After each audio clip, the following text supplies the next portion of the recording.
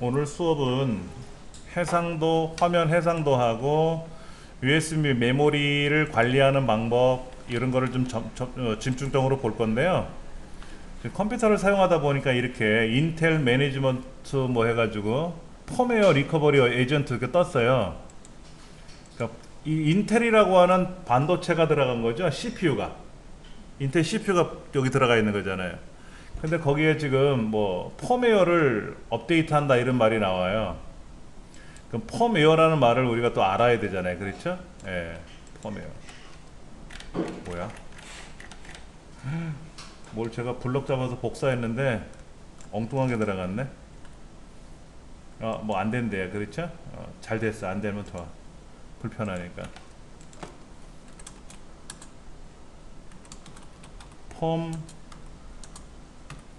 펌웨어라고 해요. 펌웨어.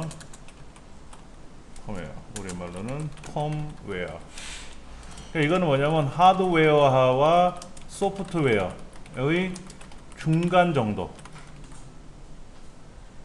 헷갈리죠? 하드웨어는 뭐예요? 기계 덩어리잖아요. 그렇죠? 소프트웨어는 프로그램이잖아요. 근데 하드웨어하고 소프트웨어의 중간 정도라고 말하는 건데, 예를 들어 우리 소프트웨어는 어떻게 담겨져 있어요? DVD, CD, USB 메모리에 담겨 있잖아요. 그런데 소프트웨어가 하드웨어에 담겨져 있어요. 예를 들면 어떤 칩에 들어 있어요. 대표적인 게 뭐가 있죠? 디지털 피아노 띠리리리 가면 막 악기 소리 나잖아요. 그게 프로그램이 담겨져 있는 거잖아요. 소프트웨어가 담겨져 있잖아요. 어느 반도체 안에. 그게 펌웨어예요. 전자사전,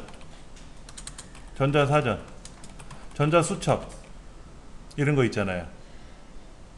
그 다음에 뭐 디지털 피아노 이런 것들 등등 되게 많아요. 되게 많습니다. 우리 가정에서 차량에 사용하는 내비게이션 있잖아요. 내비게이션. 그 내비게이션 프로그램.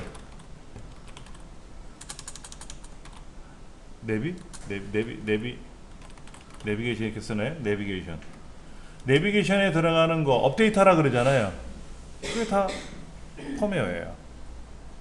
그러니까 하드웨어는 단순한 하드웨어인데, 메모리 그러면 어떻게 돼요? 메모리는 그 안에 프로그램이 담겨져서 작동되고 전원이 꺼지면 내용이 지워지고 이런 거잖아요. 보관 정도가 아니니까. 그런 건 하드웨어라 그래요. 근데 펌웨어는 하드웨어인데 어느 프로그램이 담겨져서 작동이 되는 거예요. 그걸 펌웨어라 그래요. 굉장히 많이 활용되고 있어요. 키보드 안에도 펌웨어가 들어있고요. 마우스 안에도 펌웨어가 들어있고, 우리 공유기 있잖아요. 공유기 안에도 펌웨어가 들어있고요. 펌웨어 많이 들어있어요. 우리 스마트폰도 펌웨어 들어있지 않습니까? 업데이트 하라 그러잖아요. 펌웨어 업데이트 해줘야 돼요. 네. 굉장히 많이 활용하는 거니까는 기억을 하셔서 펌웨어 업데이트 하세요 그러면 해주셔야 돼요. 그래야 기계가 좋은 프로그램이 탑재가 되면서 작동이 되는 겁니다. 그 다음에 컴퓨터 사용에 대해 설명 듣고 싶어요 해서 제가 자료를 받았는데요. 자, 한번 보세요. 여러분 잘 보이실려나 모르겠는데, 요거는 인텔 i5 4670이라고 하는 모델이네요. 지금 보시는 거예요. 보이십니까? 글자가 작아서 보니까 하스웰이라고 써있죠. 하스웰이라고 적혀 있어요. 그 다음에 22나노 밀리미터라고 써 있고요. 22나노 공정이라는 거죠. 그러니까 나노는 10억분의 1mm입니다. 그러니까 10억분의 22mm로 만들어서 10억분의 22mm로 아주 세밀하게 그 CPU를 설계했다는 얘기입니다. 요즘 거는 14나노, 12나노, 10나노 이렇게 가요. 그 다음에 3.4GHz라고 써 있어요. 그러니까 초당 34억 번 전기적 신호가 움직이는 CPU입니다. 초당 34억 번을 계산하는 건 아니고, 34억 개를 계산하는 건 아니고 34억 번을 움직이는 거예요. 어떤 걸 계산하기 위해서. 빨리 움직이겠죠? 그 다음에 여기 보면 캐시 메모리 6메가라고 되어 있어요. 6메가. 레벨 1, 2, 3가 있는데 이 레벨 3가 6메가로 되어 있어요. 그렇죠? 레벨 1, 2, 3는 가장 기본적인 레벨 1이 있어야 되고요. 그 다음에 레벨 2가 있어야 되고, 제 컴퓨터는 레벨 3가 없어요. L3가. 옛날 CPU라. 그러니까 레벨 3가 있는 거는 그래도 조금은 신형이다. 이렇게 보시면 돼요. 근데 캐시 메모리가 역할이 뭐냐면 CPU하고 메모리를 왔다 갔다 해주면서 자료를 전달해주는 저장 공간이에요. 주기억 장치 중에 하나인데 우리가 관리하는 게 아니라 얘는 캐시 메모리를 좀 설명드리면 캐시라고 하죠. 캐시 메모리는 CPU의 빠른 속도를 저속의 주기억 장치에 전달하기 위한 임시 메모리예요. 임시 메모리. 왜 주기억 장치가 저속입니까? CPU에 비해서 저속이란 얘기예요. CPU에 비해서 저속이다라는 얘기죠. 얼마나 저속인가 잠깐 보여드릴게요. 잠깐만 한번 보여보세요. 여기 좀 내려가 보면 여기 써있네요. 여기 DDR3 메모리 8기가 꽂혀 있다고 나와 있는데 여기 메모리가 665MHz라고 되어 있어요. 665. 여기 CPU는 3.4기가니까 3400MHz예요. CPU는 3400이에요. 여기는 3400. 여기 메모리는 얼마라고요? 665. 속도 차이가 얼마나 나요? 5배 나잖아요. 그러면 CPU가 3400개를 명령을 걸면 주기억 장치는 665개밖에 못 받아들인다는 얘기예요. 속도 차이가 달라서. 그럼 주기억 장치가 받아들이게 하려면 어떻게 됩니까? CPU가 천천히 불러줘야 되는데 CPU는 자기를 하러 또 가야 되잖아요. 이때 캐시 메모리한테 전달을 해요. 그러니까 어떻게 역할을 하냐면 CPU가 캐시한테 전달하면 캐시가 주기억 장치한테 보내는 거예요. 캐시는 CPU만큼 빨라요. 어마어마하게 빨라요. 우리가 흔히 말하는 주기억 장치는 D램이라 그래. D램. 근데 요거 캐시 메모리는요 SRAM이라고 합니다. SRAM.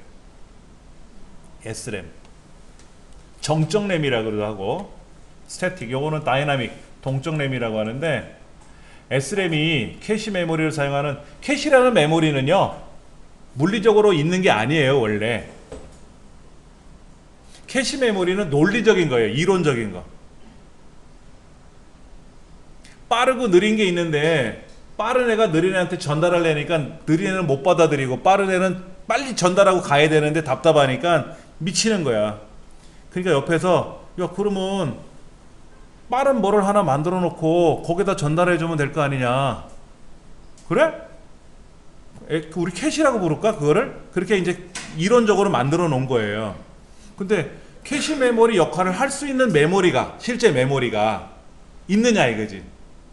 캐시라는 메모리 역할을 할 수 있는 실제 메모리가 있는가를 봤더니 SRAM이라는 반도체가 있더라 이거지. D램 말고.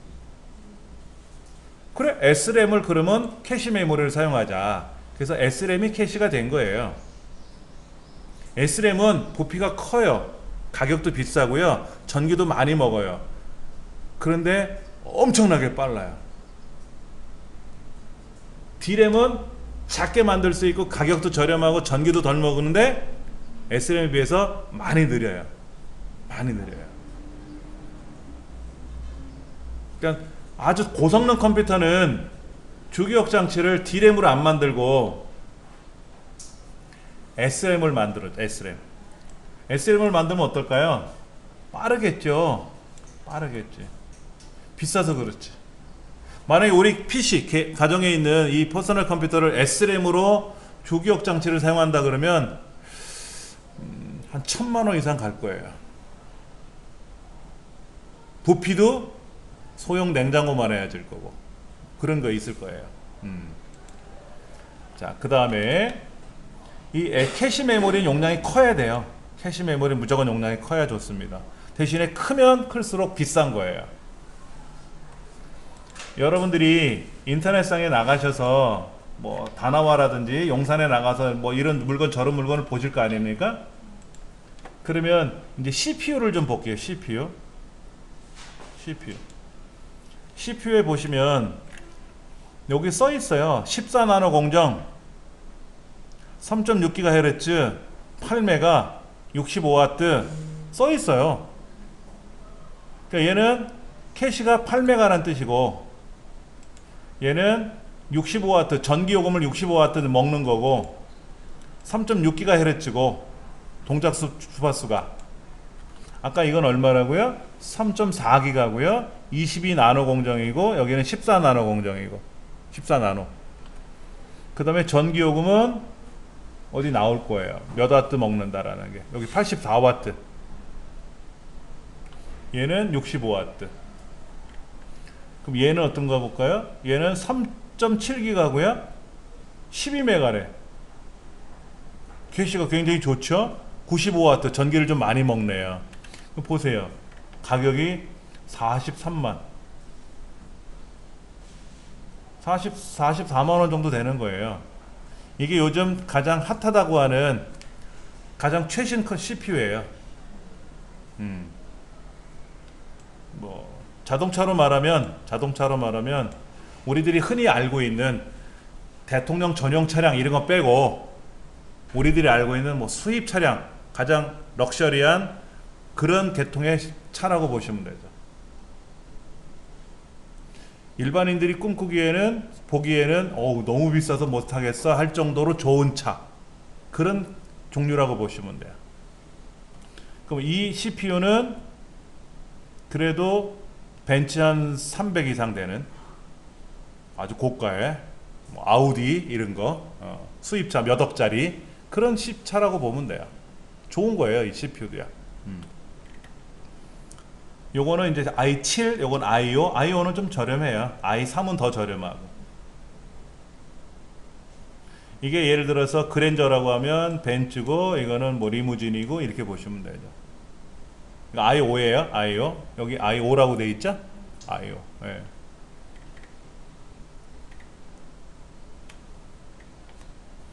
그 다음에 비싼 거는 뭐 한도 끝도 없이 비쌉니다. 여기 보시면 뭐 높은 가격으로 보면 마음의 상처가 커지는데 한 개가 400만원이에요. CPU 하나가 140W고요 코어가 22개예요. 그러니까 일하는 사람이 44명이 와서 일을 하는 CPU 44기통 엔진 요거는 4기통 엔진 그럼 뭐 다르죠. 얘는 역할이 다른 애예요.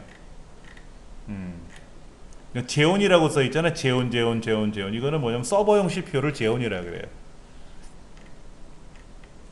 요거는 이제 개인이 사용하는 CPU 중에선 가장 좋다고 하는 대통령 전용 차량 같은 거 방탄차 뭐 이런 거 그라고 보시면 돼요. 어마어마합니다. 전기요금도 많이 먹어요. 이걸 누가 갖고 있으면 부럽죠. 그런 겁니다. 그 다음에 2015년도 제품이에요. 거기 이제 나타나요. 그 다음에 메모리는 듀얼 채널이라 그래서 보니까는 4기가짜리가 2개가 꽂혀 있나 봐요. 4기가짜리가 2개.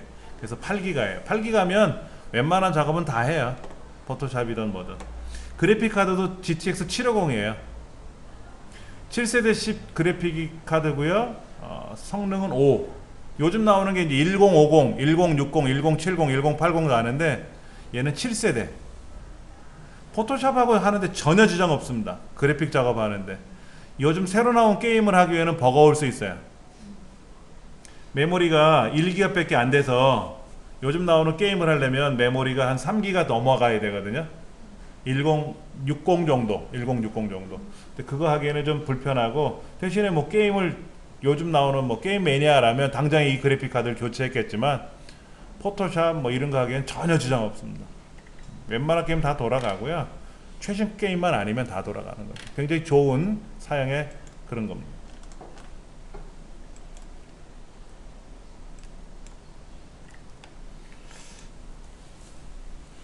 이건 뭐죠?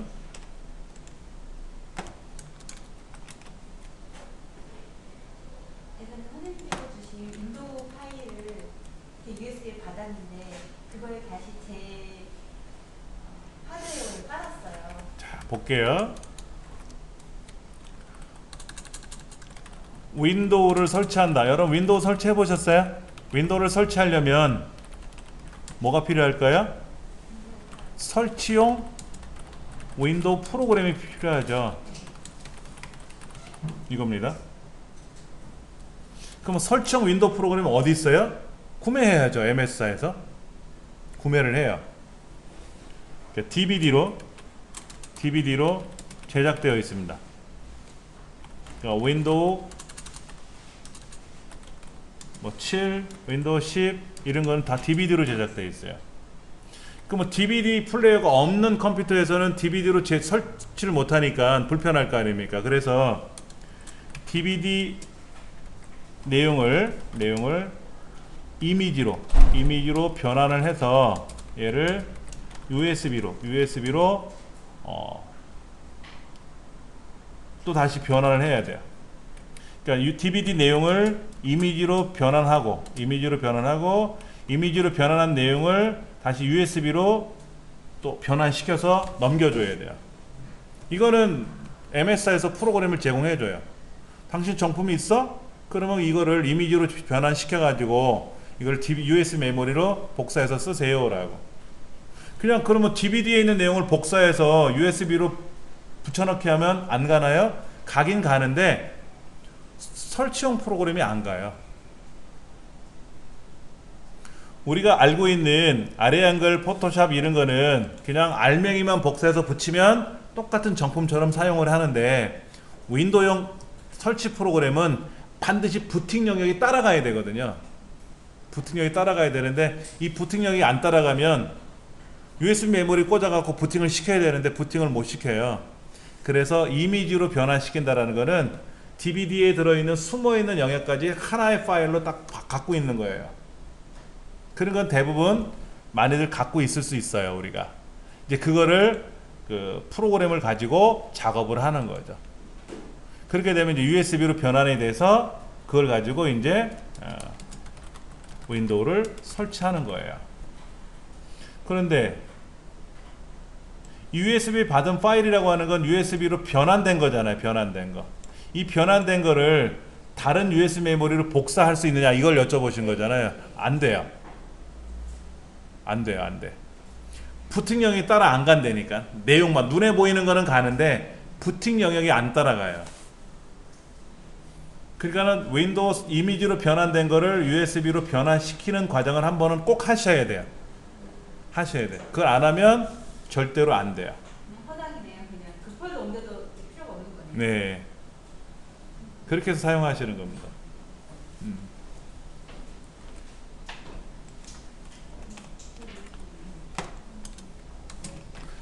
한글 2014 버전이 설치되어 있어요. 한글 2014가 설치되어 있는데 한글 2010을 하나 더 설치할 수 있느냐? 마음이죠. 내 마음대로 하면 되죠. 그런데 보편적으로 낮은 버전을 설치하고 높은 버전을 나중에 설치하는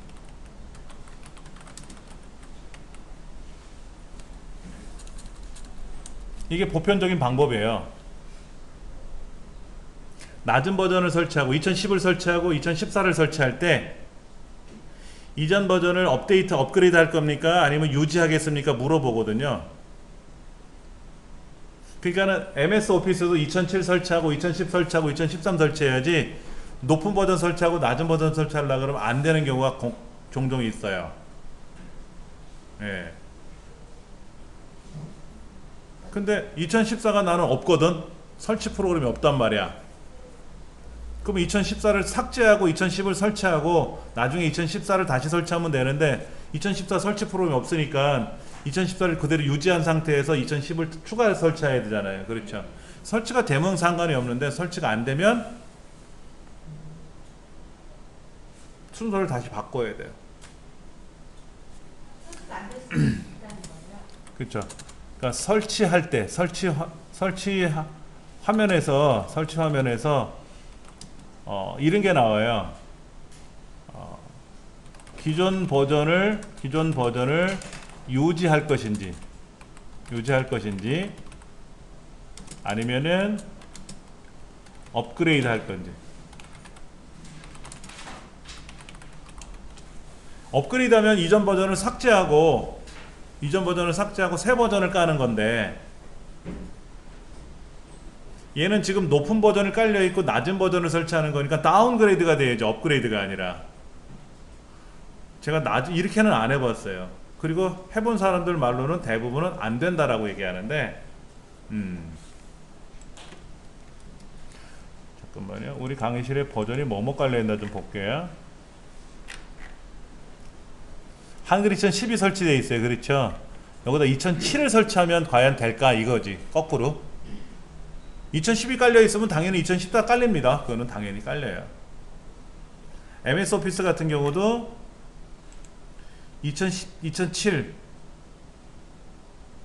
굳이 여기 2003 깔 필요는 없겠지. 그러니까 낮은 버전 위에 높은 버전을 까는 건 쉬워요. 그러니까 MS 오피스도 표준 설치 말고 사용자 지정 설치에 들어가면 이전 버전 유지하고 설치하는 거 이런 게 뜨거든요. 거기서 설치하면 되는데 이거는 제가 봐야 될 것 같아요. 만약에 설치가 되면 상관없는데 안 되면 한컴사에 뭐 문의를 해봐야 될 거예요. 그럼 거기서 물어보겠지. 뭐 정품을 갖고 있으면 아래 버전 다 삭제하고 아래 버전 깔고 윗 버전을 추가 설치하세요 라고 하겠는데, 정품이 없는데요 그러면 하나 사시죠 그러겠지. 뭐 그럴 거 아닙니까? 그게 좀 불편하겠지. 예.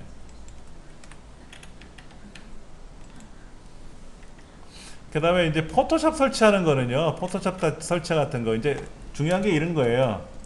응용 프로그램이라 그러죠. 응용 프로그램, 영어로는 어플리케이션 소프트웨어라 그래요. 이걸 줄여서 어플이라고도 부르고 앱이라고도 부릅니다. 응용 프로그램을 어플리케이션 프로그램, 어플리케이션 소프트웨어라고 하고, 앞줄여서 어플, 더 줄여서 앱이라고 부르는 거예요. 그러니까 이게 대표적인 게 뭐가 있죠? 포토샵, 아래 한글, 엑셀, 파워포인트 이런 것들 다 앱이라 그래요.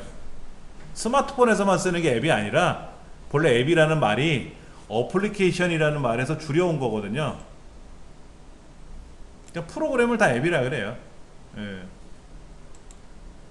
그러니까 바탕화면에 앱들이 많잖아요. 보시면 엑셀도 있고 뭐도 있고 많지 않습니까? 타자 연습 이거 다 앱이라 그래요. 예. 근데 이제 이런 앱들을 설치하실 때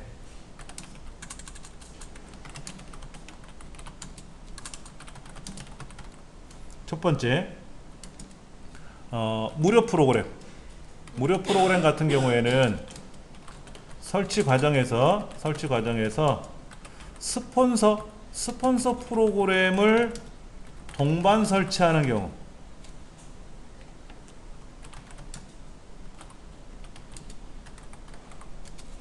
무료 프로그램은 공짜들이잖아요. 공짜니까는 스폰서 프로그램을 같이 설치하기를 이렇게 요구해요.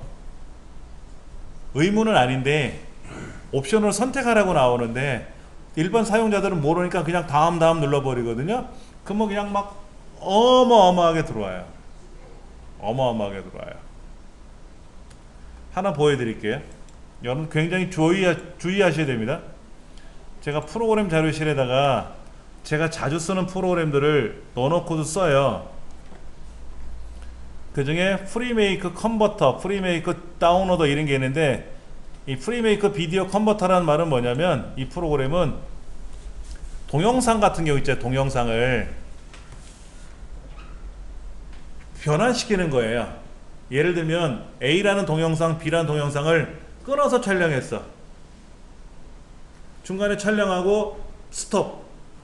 퍼즈가 아니라 스톱했단 말이야. 그리고 또 찍었단 말이야. 근데 두 개가 된 거잖아요. 세 개, 네 개가 되잖아. 이거를 하나로 연결하고 싶은 거야. 그러려면 동영상 편집 프로그램을 이용해서 편집을 해야 되는데 시간도 오래 걸리거든요. 그럴 때 이 비디오 컨버터를 이용하면 되게 편해요. 그리고 가정에서 이 사용하는 텔레비전에는 코덱이 많지가 않기 때문에 내가 스마트폰으로 촬영한 동영상은 TV가 재생이 돼요. 근데 일반적인 인터넷상에서 다운로드 받은 동영상들은 TV에서, 디지털 TV에서 재생이 안 되는 경우가 많거든요. 그럼 여기서 변환시켜야 돼요. 컨버팅, 코덱을 바꾼다는 얘기죠. 그런 프로그램이에요. 그런데 얘 설치할 때 주의사항이 굉장히 많아요. 굉장히 좋은 건데 불편한 점들이 많아요. 한번 제가 해볼게요. 먼저 보세요. 여기 보면 프리메이크 비디오 컨버터.exe라고 그냥 클릭하면 바로 다운로드가 돼요. 밑에 다운로드가 돼요. 그렇죠? 그럼 이제 클릭하면 설치를 하겠죠. 이렇게 지금 보시면 설명서 나온 거랑 똑같아요. 잉글리시로 할 건지, 그 다음에 요거 이제 OK 누르면 이런 말이 나오죠. 그렇죠? 여기 뭐라고 써 있어요? 뭐 영어도 아닌 이상한 글자로 돼 있어요? 여기는 지금 헬프 메이크 프리메이크 소프트웨어 베터 어쩌고 저쩌고 써 있는데 여기는 뭐 이게 뭐야?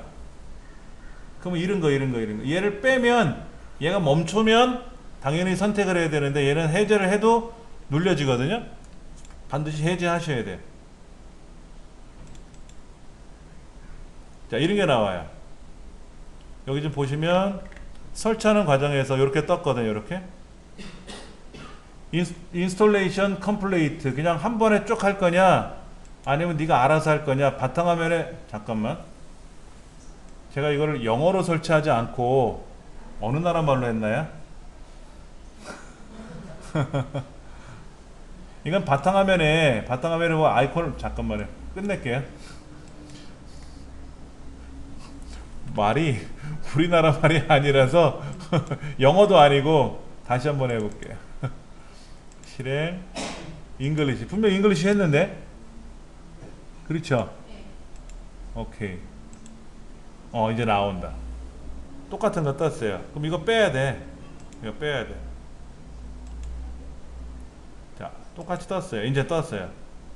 요거랑 똑같아요. 지금 바탕화면 아이콘 만들겠느냐, 뭐 어쩌고 저쩌고 뭐를 연결하겠느냐 하는데 바탕화면 아이콘 만들 필요가 있을까요? 필요하면 하고 이거 빼고 그래서 설치가 되잖아요. 이거 뭐 어쩌고 저쩌고 영어 써 있는데 그냥 넥스트. 여기다 설치하겠대. 뭐 알아서 하겠죠? 그럼 설치가 쭉 되겠지. 여기 이제 이런 것들 이제 쭉 뜬단 말이에요. 그다음에 이제 마지막에 어떤 이제 여기서 그 스폰서 프로그램들을 설치하는 과정들이 나와요. 턴업 유틸리티라고 하는 거는 시스템을 관리해주는 프로그램인데 얘를 사용하니까 컴퓨터를 관리를 못하겠어. 얘가 관리하는 프로그램인데 얘를 쓰니까 컴퓨터가 더 느려져. 어떤 사람들은 이거를 보고 설치했다가 그냥 이걸 체크하고 넥스트를 눌러서 이게 설치가 됐잖아요. 그 다음부터 컴퓨터가 죽겠대요. 선생님 프리메이크 비디오 컨버터 좋다고 설치했는데 컴퓨터가 그 다음부터 엉망이 됐어요. 느려가지고 일을 못해요. 이러더라고. 그런 일들이 생겨요. 그런 거를 유의하셔야 돼. 그런 걸 유의하셔야 돼. 중간에 뭐 설치 안 할 거니까 제가 삭제할 거고요. 이제 그런 것들을 주의하셔야 되는 게 프로그램을 설치할 때는. 그 다음에 상용 프로그램은 뭐죠? 구매해서 사용하는 걸 상용 프로그램이라 그래요. 그러니까 포토샵, 아래 한글, 엑셀, 파워포인트 이런 건 상용 프로그램이라 그래요. 얘는 이제 설치 과정에서 제품 번호를 입력하고 하는 경우가 있고요. 설치 후에 실행 단계에서 제품 번호를 입력하는 경우 두 가지가 있어요. 그러니까 포토샵 같은 경우에는 프로그램을 설치하는 과정에서 제품 번호를 물어봐요. 그러면 제품 번호를 모르면 설치를 못하는 거죠. 그리고 어떤 거는 제품 번호를 안 물어봐요. 설치 다 했어요. 그래서 실행하게 되면 실행할 때 제품 번호를 물어봐요. 그 실행을 했는데 제품 번호 입력이 안 되니까 중간에 멈춰버리는 거죠. 그러니까 이제 뭐가 필요하냐? 키젠. 제품 번호, 키 제너레이터. 제품 번호 생성기라는 야매 프로그램이 돌아다니는 거예요. 포토샵이나 아레안글이나 MS 오피스에는 그런 키젠 같은 게 들어가요. 근데 키젠은 백신 입장에서 봤을 때는 무조건 다 바이러스로 인정을 해요. 시스템을 변환시키는 거잖아요. 안에. 정식이 아니라. 그래서 키젠이 들어가 있으면 키젠을 내가 복사해서 붙이는 과정에서 백신이 딱 잡아내요. 그래서 어느 날 보면 키젠을 복사한 것 같은데 키젠이 없어. 삭제가 돼요. 삭제가 돼. 그게 어려워요. 그래서 인터넷 검색해 보면 백신을 종료시키고 나서 설치하세요. 뭐 이런 얘기가 나와요. 안 그러면 키젠 사용하면 무조건 백신이 떠버리거든. 이거는 안 좋다라고 이렇게. 그런 경우는 우리가 좀 주의를 하셔야 되겠고. 이 두 가지만 아시면 프로그램 설치하는 거는 걱정 없으셔도 돼요. 그 다음에 이제 설치된 프로그램을 삭제하는 경우에는 어떻게 합니까? 제어판에 가서 삭제하시면 돼요. 제어판에 가서 프로그램 제거라는 기능에 가서 가장 최근에 날짜별로 보셔가지고 제거하시면 돼요. 볼게요. 프로그램 제거라는 항목에 가보시면 굉장히 많이 설치가 되어 있어요. 이때 날짜 순으로 보셔도 되고요. 날짜 순으로. 그럼 여러분들 여기 있는 게 이 강사 컴퓨터에 설치되어 있는 프로그램이라는데 여러분 댁에 이런 것들이 깔려 있단 말이에요. 이게 뭔지 다 아세요? 궁금하지 않으세요? 궁금한데 모르니까 그냥 그러려니 하고 넘어가는 거죠. 그렇죠? 이거를 여러분들이 캡처해 가지고 프린트 스크린 키 누르면 돼요. 프린트 스크린 키 이렇게 F12번 키 오른쪽에 보시면 프린트 스크린이라고 있잖아요. F12번 오른쪽에 얘를 한번 딱 누르면은요 이 화면이 복사가 돼요. 그러면 우리 아래 한글 있잖아요. 아래 한글 한글 2010 쓰시는 분들 여기다가 붙이기 하면 이렇게 붙어요. 화면이. 그리고 또 이만큼 화면 내려가서 이만큼 내려가서 또 프린트 스크린 키 누르고 여기다 또 붙이기 누르면 또 하나 붙거든요. 이렇게 두 개 하나 붙었잖아요. 그러면 또 가서 또 프린트 스크린 누르고 또 붙이기 한번 누르면 화면 3개가 붙었단 말이에요. 하나 둘 셋 이렇게 붙었잖아요. 그럼 얘를 저장해서 가져오시라고. 그럼 제가 체크해 드릴 테니까. 이해되시겠어요? 그러면 여러분들이 설치되어 있는 이 프로그램을 알아야 여기 악성 코드가 있는지 뭐가 있는지 모르시잖아요. 저도 모르는 것들이 있으면 인터넷상에 물어서 봐서 이거는 제거를 해야 되는 건지 이런 거. 이거를 여러분들이 할 줄 아셔야 컴퓨터를 관리하는 거예요. 여러분 냉장고를 열었더니 바퀴벌레가 5마리가 막 돌아다녀. 그러면 얘도 생명체니까 귀하게 여겨야지 하고 그냥 두고 살아요? 난리 나지. 어떤 사람은 그럴 거야. 야 냉장고부터 바꿔 이러겠지. 바퀴벌레가 들어갔으니까 뭐. 그럴 거란 말이야. 이사를 갈까? 뭐 이런 소리도 나오겠지. 예. 컴퓨터도 마찬가지예요. 여기 있는 프로그램이 어떤 건지를 알아야 되는데 이걸 모르면 어떤 것 때문에 여기 있는 어떤 것 때문에 내 컴퓨터에 문제가 생겼는지 확인이 돼야 된단 말이에요. 요거는 제가 설치한 거니까 제가 제거하면 되고 불필요한 건 제거하면 되고, 제가 설치한 건 아니까 제가 제거하면 되고, 그렇지 않은 거는 뭐 여기 선생님들이 쓰시는 거니까 제가 제거하면 안 되고, 대부분 뭔지는 알아요. 그렇게 관리를 하셔야 돼. 이렇게 해서 이 화면을 캡처해 가지고 가져오시면 제가 이거를 보면서 하나씩 하나씩 확인해 드릴 테니까. 할 수 있으시겠죠? 그렇죠? 예. 그냥 화면에 보이는 대로 전체 화면도 펼쳐놓고 나서 프린트 스크린 키, 그리고 아래 한글에서 붙이기, 또 거기 가서 또 화면 올려놓고 프린트 스크린 키, 또 한글 2010에 가서 붙이기, 뭐 엑셀에다 붙여도 되고 어디다 붙여도 되고, 하여튼 눈에 보이게끔 스마트폰으로 착각착각 찍으면 좋은데, 스마트폰으로 잘 찍으시면 괜찮은데 각도도 잘 안 맞고 막 반사가 돼가지고 후레쉬 번쩍 그러면 못 보거든요. 그렇게 해서 가져오시면 좋아요. 그럼 제가 쫙 도와드릴 테니까.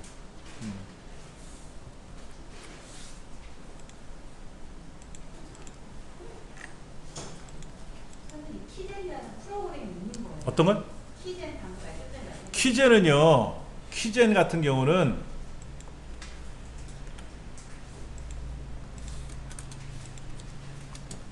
키젠이라고 해서 제품 번호 생성기라 그래요. 그냥 우리말로.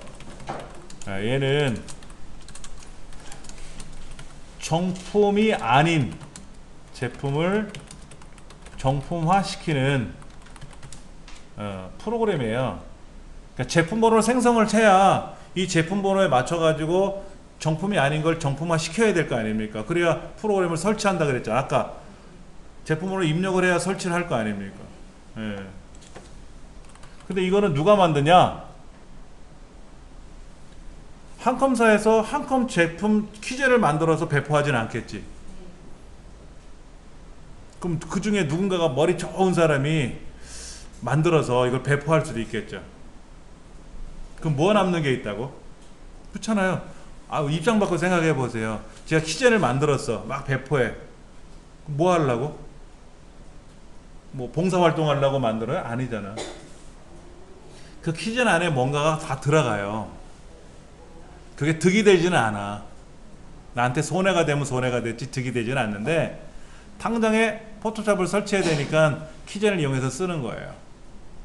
그럼 키젠을 한번 실행하고 나면 컴퓨터에서 뭐 광고창이 뜬다든지 뭐 이렇게 나올 수도 있고, 그건 상황에 따라 달라요. 그냥 단순한 키젠만 작동되기도 하고. 근데 이제 백신이 얘를 잡아낸다라는 거, 그것만 기억하시면 되고요. 예. 키젠 많이 쓰죠. 많이 써요.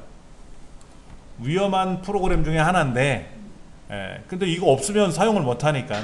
야매로 많이 하겠네요. 야매에는 100% 다 들어있어요. 여러분 인터넷상에서 뭐 아래 한글을 가져왔다, 포토샵을 가져왔다, 이런 거 다 키젠이 들어있어요. 키젠이 없으면 사용을 못 하지 않습니까? 그 프로그램 안에요. 아래 한글이. 그러니까 키젠은 제품마다 다 따로따로 있는 거죠. MS 오피스 2010 버전 키젠이 있고, 2016 버전 키젠이 있고, 그냥 윈도우 7 키젠이 있고, 윈도우 10 키젠이 있고, 한꺼번에 다 해주는 키젠도 있지만 다 따로따로 만들죠. 아래 한글도 키젠이 있어가지고 이렇게 하고. 어떻게 만드는지 저도 쫓아다니면서 배우고 싶어요.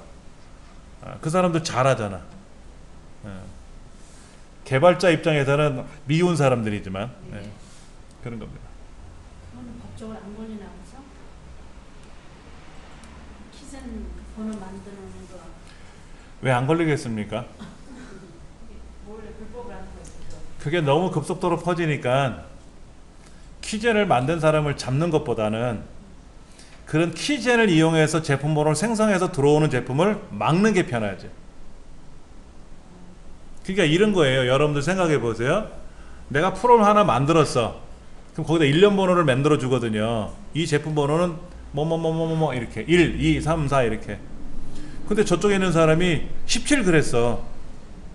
17은 난 안 팔았는데 17로 가짜로 야매로 들어왔어. 그러면 17? 요거는 가짜구나 하고 뱉어내버리면 편하잖아요. 왜냐면 제조회사에서는 제품을 만들어서 제품 번호를 1대1로 매칭시켜서 판매를 하는데, 제품 번호 나가는 게 차량도 그렇잖아요. 엔진 번호가 있고 다 있지 않습니까? 그 다음에 차량에도 차량 번호가 있는 것처럼. 근데 차량 번호를 경찰청에서 차량 번호를 이제 해가지고 경찰청 맞나요? 차량 번호? 구청에서 하나요? 제품 번호, 차량 번호를 만들어서 차 소유자한테 이제 차량 번호를 줘야 될 거 아닙니까? 근데 어디 뚝딱뚝딱 야매로 만들어 왔다고 쳐보자 이거지. 그랬더니 CCTV로 봤더니 저 차량 번호는 우리나라에 없는 차량 번호인데 하고 잡아낼 수도 있잖아요. 그게 빠르다라는 거예요. 이거 너 어디서 만들었어? 모르는데요. 입 다물고 있으면 모르잖아.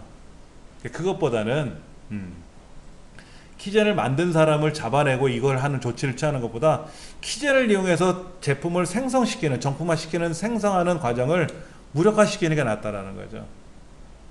그래서 제가 해보니까 포토샵 같은 경우는 CS6까지는 키젠을 사용해도 설치가 안 돼요. 다 막아놨어요. 포토샵 CS4, 5, 6 다 키젠을 제가 갖고 있거든요. 저도 사용을 해봐야 되니까. 그래서 사용해봤는데 작년 초까지는 설치가 됐었어요. 작년 한 3월 전까지는. 근데 그 이후로부터는 설치가 안 돼요.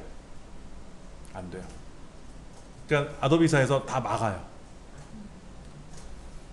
그러니까 이제 CS5나 6 같은 거로 야매를 사용하려고 하는 사람들은 이제는 불가능하다. 안 된다.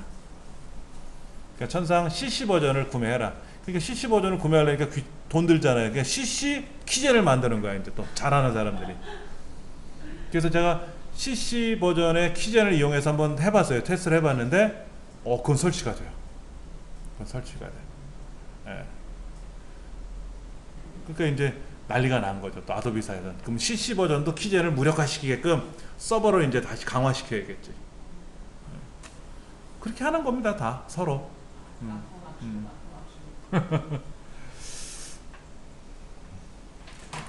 해상도라는 게 뭐예요? 해상도? 가로 크기, 가로의 픽셀 개수 곱하기 세로의 픽셀 개수, 이게 해상도예요. 그러니까 뭐 1920에 1080 뭐 이런 거. 그 다음에 뭐 3840에 2160 이런 거. 1280에 1024 뭐 이런 해상도. 여러분 스마트폰에도 카메라 기능이 있지 않습니까? 카메라에도 해상도가 있잖아요. 그러니까는 뭐 1200만 화소, 1200만 화소라고 하잖아. 화소. 그 픽셀이 화소예요. 화소. 이게 화소. 화소라고 하는데 가로 세로를 다 곱하면, 가로 세로를 곱하면 전체 해상도가 나오는 거예요. 그러니까 1200만 화소 그러면 가로와 세로의 개수를 곱하니까는 1200만 개의 화소가 발생했다는 거죠. 화소는 바둑판 같은 그 칸 하나예요. 그 칸 하나에, 화소 하나에, 픽셀 하나에 하나의 색이 지정돼요. 한 개의 픽셀에는 한 개의 색상만 저장된다. 그러니까 빨간색, 노란색, 뭐 약간 느리끼리한 색, 이렇게 하나의 색만 픽셀에 들어가는 거예요.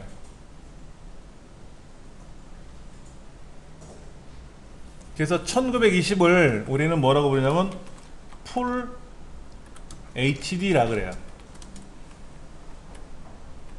그 다음에 이거는 울트라 HD라고 하고요. 이거는 뭐 그냥 옛날 구형 모니터들은 1280 밖에 안 나오더라고요. 그럼 한번 해볼게요. 잠깐만요. 이거 한번 보세요. 바탕화면에 가서 오른쪽 버튼 누르고 화면 해상도를 한번 볼게요. 제 옆판에도 있는데 바탕화면에서 하시면 편해요. 1366에 768이에요. 얘는 1920까지 가나봐요. 1080까지 한번 제가 해볼게요.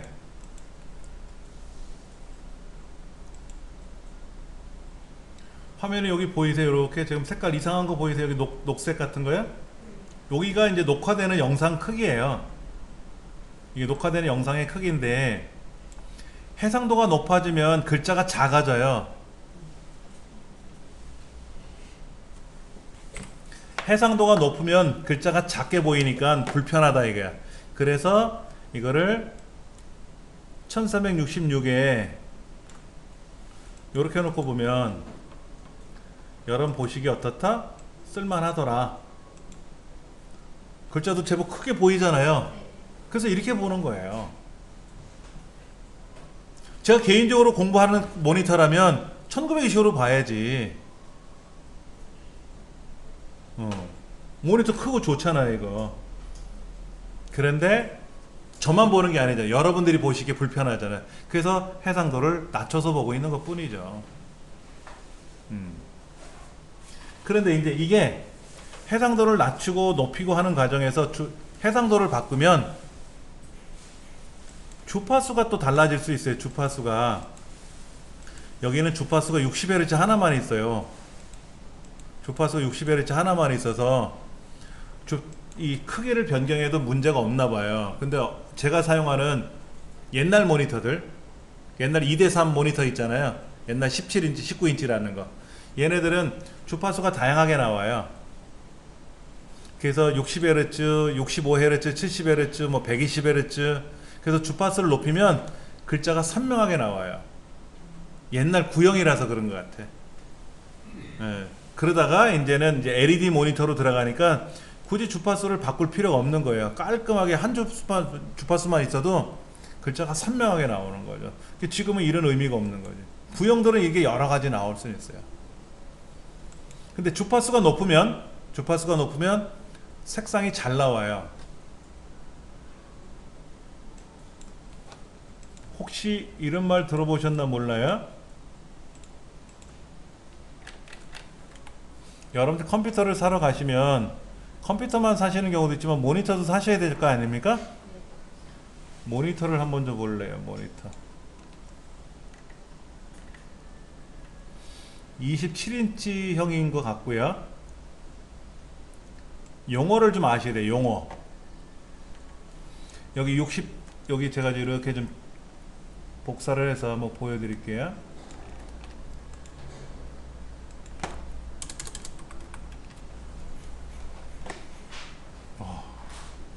말이 되게 복잡해요.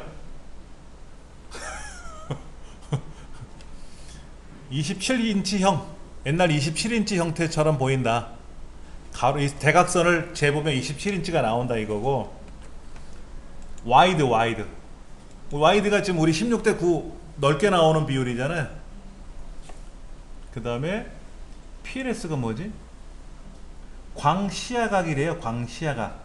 광시야각 종류의 하나의 패널이래요.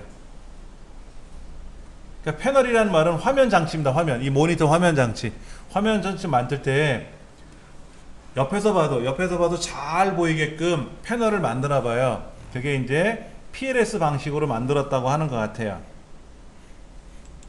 그 얘기인 것 같고요. 광시야각은 이렇게 옆에서 180도 옆에서 보면 안 보이는데 178도에서 보면 살짝 꺾어서 봐도 글자가 보이는 거예요. 이게 단점이 뭐예요? 옆 사람이 히크레트 봐. 나 작업하고 있는데 옆에서 지나가다가 이렇게 보인단 말이야. 광시야각이니까. 그게 불편할 수 있어.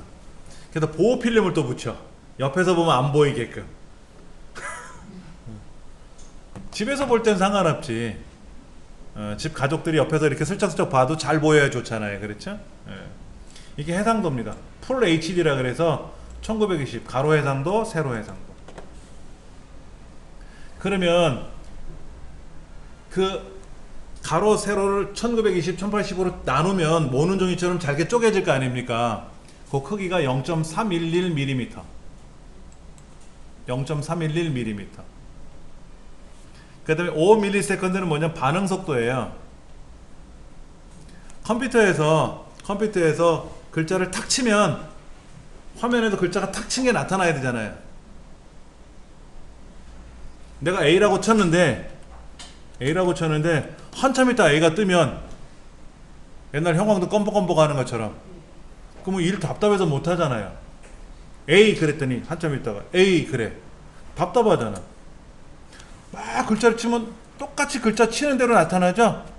그게 속도가 5ms 1000분의 5초라고. 이 1000분의 5초 5ms 넘어가면 안 돼요. 여기 보시면 많아요. 요거는 4ms 5ms 5ms 5ms 5ms 4ms 숫자가 다 보이죠? 이렇게요. 4ms 4 5 1ms 와우 1ms래. 근데 얘는 0.36mm예요. 0.36mm. 얘는 0.311mm인데 얘는 0.3 어디 갔어? 화면이 그대로 훅 또 어디로 사라졌네. 여기 보면 0.36mm라고 되어 있거든요. 얘는 더 넓죠? 간격이 더 넓잖아요. 얘는 0.311인데 0.366이고 얘는 32인치잖아. 얘는 27인치고 그러니까 화면이 크니까 간격도 크지. 근데 반응 속도는 빨라요. 반응 속도 빨라요. 커브드래요. 커브드. 휘어졌다는 얘기죠. 그 다음에 밝기는 250 칸델라라고 되어 있어요. 안 밝네요. 밝지는 않아요. 밝지 않는 게 좋습니다. 60Hz라고 되어 있죠. 얘는 뭐라고 되어 있어요? 165Hz라고 되어 있어요. 주파수가 높으니까 선명하게 잘 나오는 거예요. 깨끗하게. 주로 문서 작성하는 게 아니라 얘는 주로 게임용으로 많이 쓰는 모니터죠. 그렇게 이제 만들어진 거죠. MHL 기능이 된대요. 스마트폰을 연결해서 스마트폰 영상을, 스마트폰 내용을 모니터로 직접 연결하는 방법. 그런 걸 지원한대요. 여러 가지. 그 다음에 100mm 곱하기 100mm라고 써 있는 거는 뒤에 벽걸이를 만들 수 있는 거. 여러분 뒷사람 모니터 한번 보실래요? 뒷사람 모니터. 뒷사람 모니터에 보면 중앙에 구멍 4개 뚫려 있지 않아요? 그 간격이 몇 mm 같아요? 구멍 뚫려 있는 거? 75mm. 7.5cm거든요. 100mm가 있고 75mm가 있고 150mm 있고 200mm 있고 그래요. 그럼 여러분이 이제 벽걸이용 스탠드를 구하셔야 되지 않습니까? 그러면 75mm짜리 벽걸이를 사시면 거기에다가 이제 요 모니터 스탠드 빼고 나사로 잠그면 벽걸이용으로 탁 붙는 거예요. 그렇게 이걸 배사라 그래. 배사 단자. 전기요금은 18.74W. 그 다음에 이제 모니터를 끄면 0.5W. 코드를 분리하기 전에는 전기가 먹어 들어가 있잖아요. 잔류전기 0.5W. 안 쓸 때는 멀티탭을 딱 꺼버려야지. 멀티탭을 꺼야지. 그래야 전류 차단이 완벽하게 이루어지는 거죠. 그렇죠? 이런 거. 뭐 여러 가지 이런 용어들이 나와요. 뭐 플리커 프리, 블루라이트 차단. 여기 모니터에서 밝은 빛이 나오는데 푸른 빛이 나오거든요. 푸른 빛 파장이 눈에 안 좋다 그러잖아요. 그 블루라이트 청파장을 차단하는 기능이 있어요. 제가 지금 쓰고 있는 안경도 그 블루라이트 차단되는 기능이 탑재되어 있는 안경이거든요. 싸요. 안경 쓰시는 분들은 블루라이트 차단되는 거를 해주세요 그러면 돈 뭐 많이 안 받아요. 그런 기능이 붙어 있는 거예요. 그러니까 이런 걸 보시고 여러분들이 사시는 거예요. 여기서 제일 신경 써서 보여야 될 게 어떤 거예요? 여기 보면 TN 패널이라는 게 있고 TN 패널이 있고 아까 PLS 광시야각 패널이 있는데 광시약은 옆에서도 잘 보이는 거잖아 그랬죠? 옆에서도. 근데 우리 모니터 틀어놓고 178도에서 볼 일이 있어요? 주로 앞에서 보잖아. 앞에서 TN 패널이라는 게 있어요. TN 패널. 이 TN 패널이 가장 빨라요. 응답 속도가. 근데 얘는 178도 이렇게 안 보여. 대신에 뭐 일어나서 앉아서 좌우로 왔다 갔다 하더라도 보이긴 보이지. 완전 옆에서 보는 거 아닌 이상은. TN 패널을 많이 쓰기도 해요. 그래픽 하시는 분들은 TN 패널을 쓰면 화면의 응답 속도가 빠르기 때문에 2mm 2mm잖아요. 그렇죠. 2mm. 얘는 1mm 1mm는 더 빠르죠. 얘는 게임용이기 때문에 비싸게 만들어진 거란 말이야.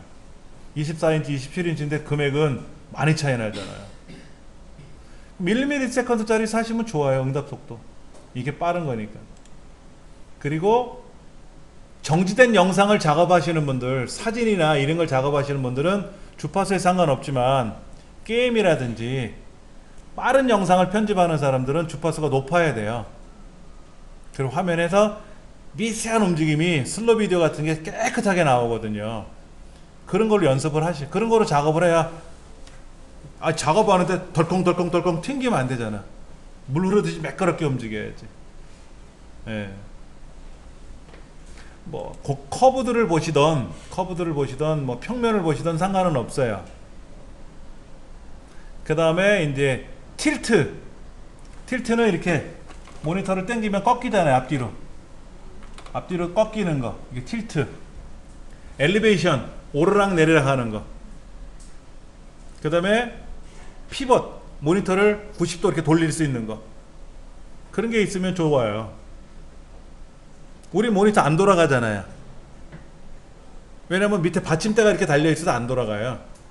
뒤에 벽걸이에다 걸러놓은 게 아니기 때문에 안 돌아가거든요.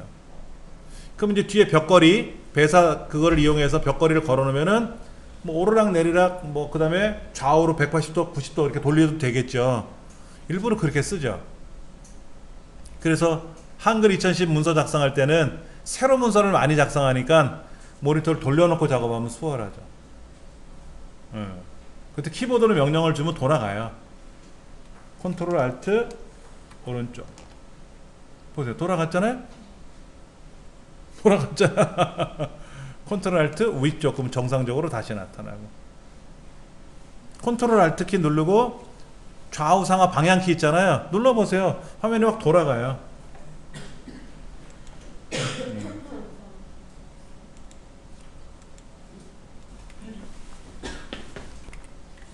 모니터는 보시고 비싼 모니터가 좋은 거예요.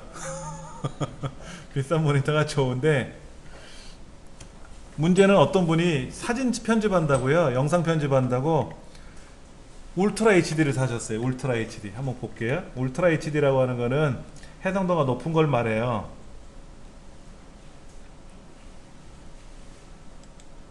한번 찾아볼게요. 자 보세요. 여기는 울트라 HD예요. 비싸요.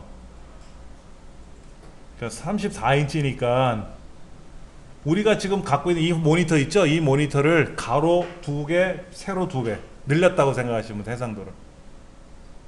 화면은 34인치니까 우리 모니터도 크겠지만서도 해상도를 2배, 가로 2배, 세로 2배로 늘렸다고 생각하세요. 3400, 이건 아니야. 이 밑에 거 이거. 3840에 2160.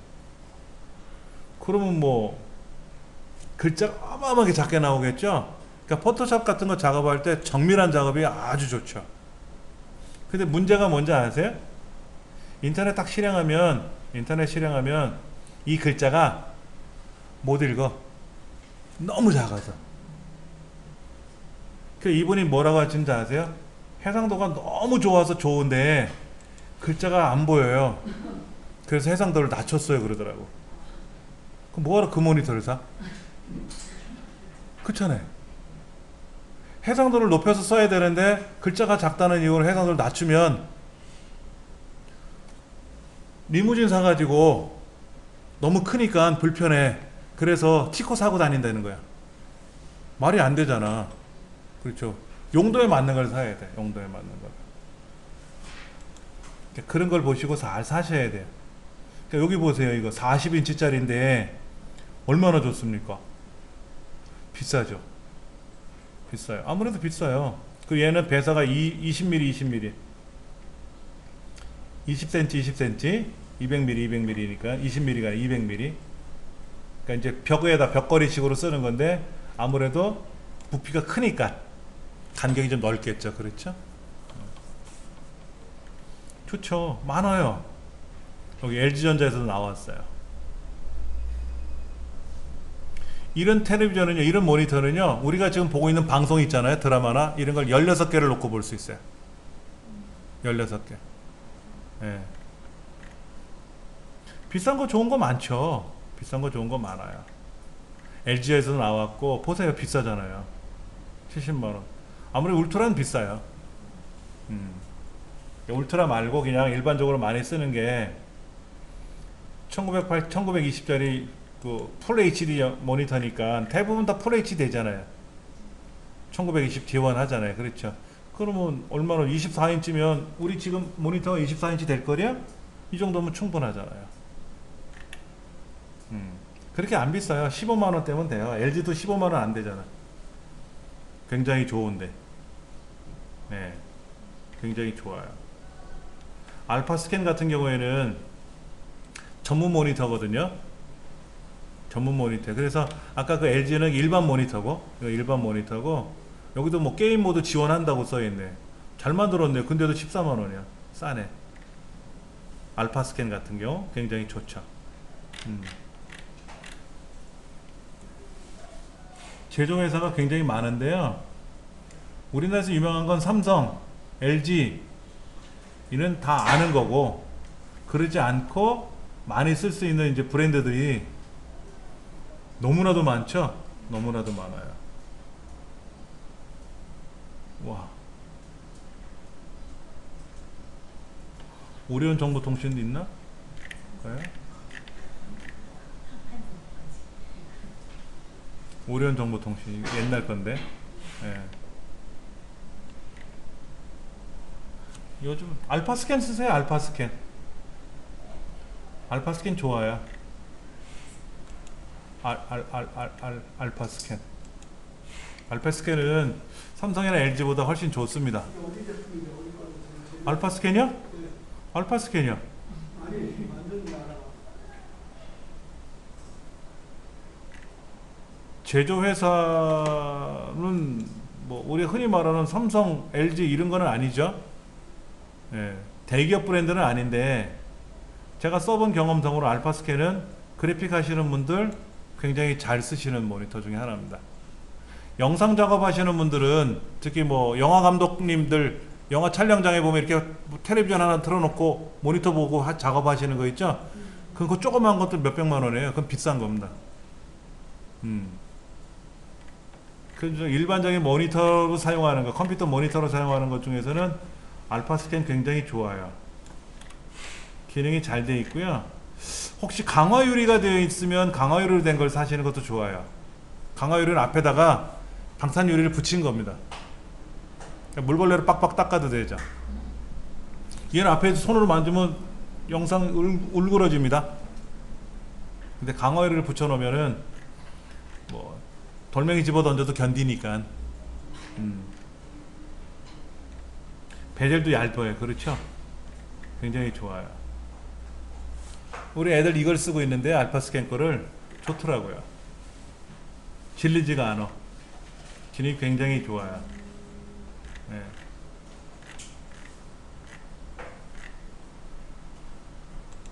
그렇게 보시면 될 것 같아요. 우리가 이제 해상도를 조정을 했는데 요즘 나오는 모니터들 있잖아요. 그러니까 노트북이 있어. 노트북 울트라북 아주 작고 조그만 노트북들, 얘도 해상도가 1920이에요. 자, 생각해 보세요. 지금 우리가 사용하는 이 24인치 얘도 1920인데 일반적인 학생 교과서만한 크기가 1920이면 어떨까요? 글자가 더 작죠? 그러니까 죽어나는 거예요. 글자가 더 작으니까 죽어나는 거예요. 지금 보시면 이렇게 크게 해놓고 이렇게 해상도를 맞춰놓고 하면 글자가 너무 작으니까 불편한 거라. 그래서 글자가 작으니까 어떻게 하냐? 여기 보이세요? 여기 얘를 이용해서 글자를 크게 하는 거야. 그럼 인터넷 화면도 글자 크게 나와요. 해상도는 넓은 대신에 글자가 작게 나온다 그랬지 않습니까? 해상도가 커지면 글자가 작아져요. 근데 해상도가 큰 노트북을 산 이유는 그냥 포토샵 같은 거 하려고 한 거예요. 파워포인트나 이런 게 좀 넓게 나오기를 원해서 한 건데, 인터넷 하시는 분들은 그게 불편하다라는 거예요. 글자가 너무 작아서. 그러니까 어떻게 한다? 해상도를 줄인단 말이에요. 해상도를 줄이면 뭐로 해상도 높은 걸 살 의미가 없다라는 얘기지. 그렇게 하지 말고 뭐를 해라? 글자를 좀 크게 하면 돼요. 중간이나 크게 하면 글자가 한 50% 커지니까 볼만해요. 그렇게 해서 사용하시면 돼요. 근데 이렇게 해서 적용을 한번 누르면 로그아웃이 한번 됐다가 다시 켜지거든요. 그래야 두 번 다시 그런 일 없으니까 걱정 안 해요. 제가 이걸 적용을 안 누른 이유는 적용을 누르면 지금 녹화되는 프로그램이 망쳐버릴 것 같아서 안 하고 있는 거고요. 여러분들은 그렇게 하시면 되는데, 우리 여기는 뭐 그럴 필요 없지. 해상도를 낮춰서 저는 쓰면 되고, 여러분들은 그렇게 맞춰서 또 쓰시면 되고.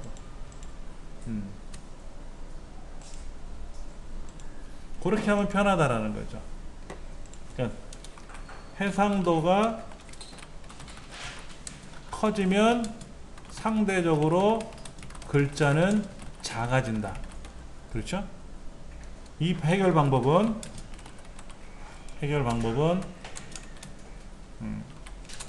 해상도 조정하는 화면에서 글자 크기를 조절하면 돼요. 그럼 잘 되니까 걱정 안 해도 됩니다. 굳이 이거는 잘 안 쓰실 거라, 뭐 쓰는 건 어려운 건 아니니까. 중요한 건 이거예요. USB 메모리. 조금 전에 제가 이제 제 외장하드를 들여서 복사하세요 라고 드렸는데, 용량 큰 거는 복사가 안 돼요 라는 얘기가 나왔어요. 이제 포맷 방식에 따라 달라요. 포맷 방식에는 뭐가 있냐면 NTFS가 있고 FAT 32 방식이 있고, 그 다음에 EX FAT가 있고, 그래요. 세 가지가 있어요. 저번 시간에도 잠깐 한번 USB 메모리에 대해서 설명을 드렸는데, 이 포맷 방식을 바꿔 놓으셔야 돼요. 근데 포맷을 하면 내용은 사라진다. 이미 들어있던 내용은 사라지니까 안 되죠. 그럼 포맷만 바꾸는 기능도 있습니다. 포맷만 바꾸는 방법이 있어요. 기존에 FH32로 되어 있는 USB 메모리를 NTFS로 포맷 형태만 바꾸는 기능이 있어요. 포맷을 하지 않고 형태만 바꿀 수도 있습니다. 그거는 한번 검색해 볼까요? 저도 외우지는 않아요. 그런 게 있다라는 것만. NTFS로 변환. 이렇게 포맷하지 않고 FH32 방식을 NTFS로 변환하는 방법, 뭐 이런 거 써 있단 말이에요. USB 메모리 FH32를 NTFS로 변환, 포맷하기, 이런 거. 예.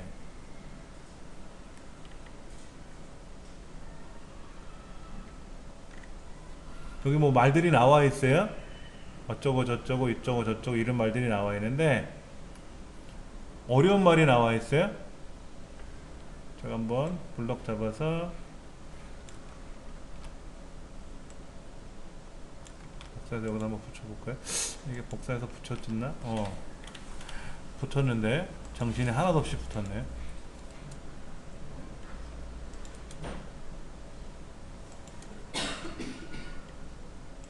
이렇게 되어 있어요. FAT16은 안 씁니다. 지금 FAT16은 안 써요. FAT32 방식을 씁니다. 근데 얘는 단점이 뭐다? 4GB를 넘으면 인식을 못해요. 그러니까 제가 제공해드린 파일 중에 어떤 거는 6기가짜리 있고 10기가짜리 있단 말이에요. 나 100기가짜리 USB 메모리인데? FH32로 되어 있으면 아무리 거기에 100기가가 깔려 있어도 데이터 공간이 남아 있어도 4기가가 못 들어가요. 네. 그러니까 NTFS로 포맷을 하셔야 돼요. NTFS는 뭐냐면 NT가 사용하는 파일 시스템이란 뜻이에요. NT가 사용하는 파일 시스템. 그럼 NT가 뭐냐? 파일 시스템이라는 게 이거 FH32 이런 걸 파일 시스템이라고 하는데, NT는 서버용 윈도우 NT 계열 운영체제, 이거는 서버가 사용하는 운영체제, 윈도우를 NT라 그래요. 우리가 사용하는 윈도우 7, 윈도우 10은 서버용이 아니라 클라이언트용이라고 하죠. 그래서 서버가 사용하는 윈도우를 NT라 그래요. 그래서 NT가 사용하는 파일 시스템이다. 그래서 좀 더 빨리 움직여야 된다. 그래서 NT가 나오게 된 거예요. 뉴 테크놀로지 준말이라고 나와 있죠. 그런데 이제 문제는 뭐냐면 NTFS로 포맷을 하면 스마트폰이 인식을 못 해요. OTG를 샀는데 OTG 아시잖아요? 스마트폰도 꽂고 PC도 꽂아야 되는데 NTFS로 포맷을 하면 스마트폰 인식을 못하니까 불편한 거라. 그래서 새로 나온 게 EXF8예요. 얘를 사용하면 FX64라고 되어 있죠? 그러니까 서버도 사용하고 윈도우도 사용하고 그러니까 컴퓨터도 사용하고 스마트폰도 사용하고, 그래서 굉장히 큰 용량도 척척척 복사한다. 근데 이제 문제는 한번 볼게요. 제가 USB 메모리 하나 여기다 꽂아놨어요. 됐고 이거 EXF8라고 써 있잖아요. 얘를 포맷을 해야 되는데 EXF8가 지원이 되니까 포맷하는 거예요. 그러면 다른 USB 메모리를 한번 꽂아볼게요.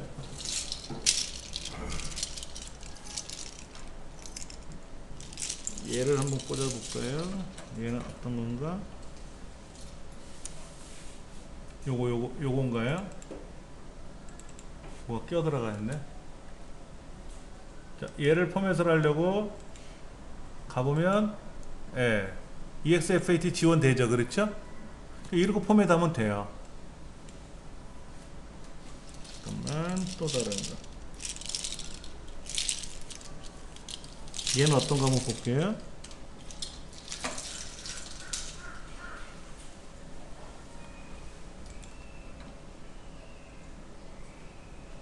요건 거 같은데, 요거.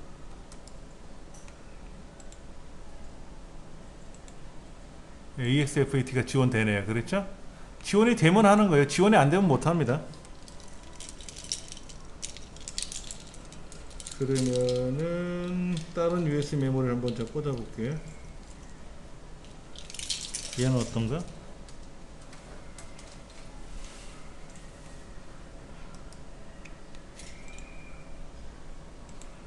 얘도 되네요. 그렇죠? 얘도 되죠? 마지막으로 하나만 더 꽂아 볼게요.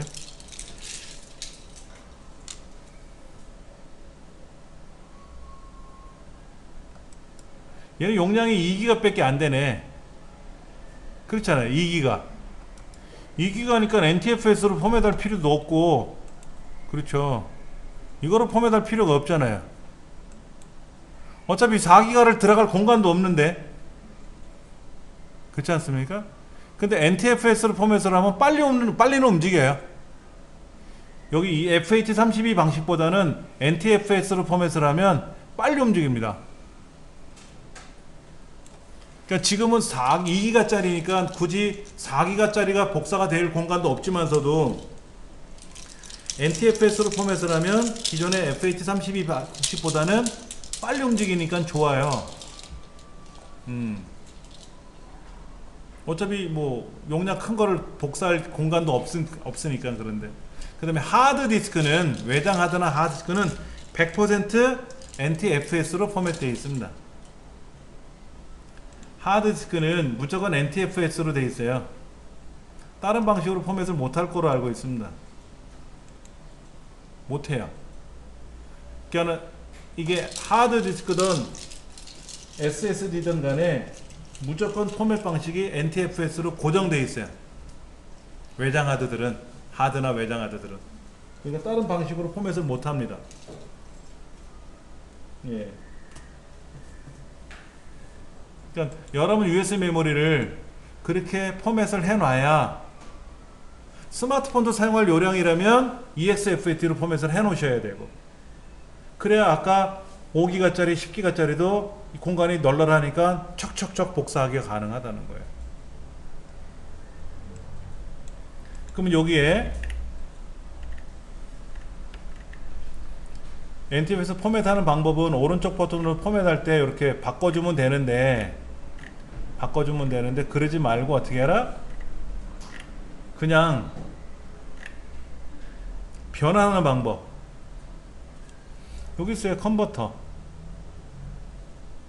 제가 이거를 여기다 메모를 좀 해드릴게요.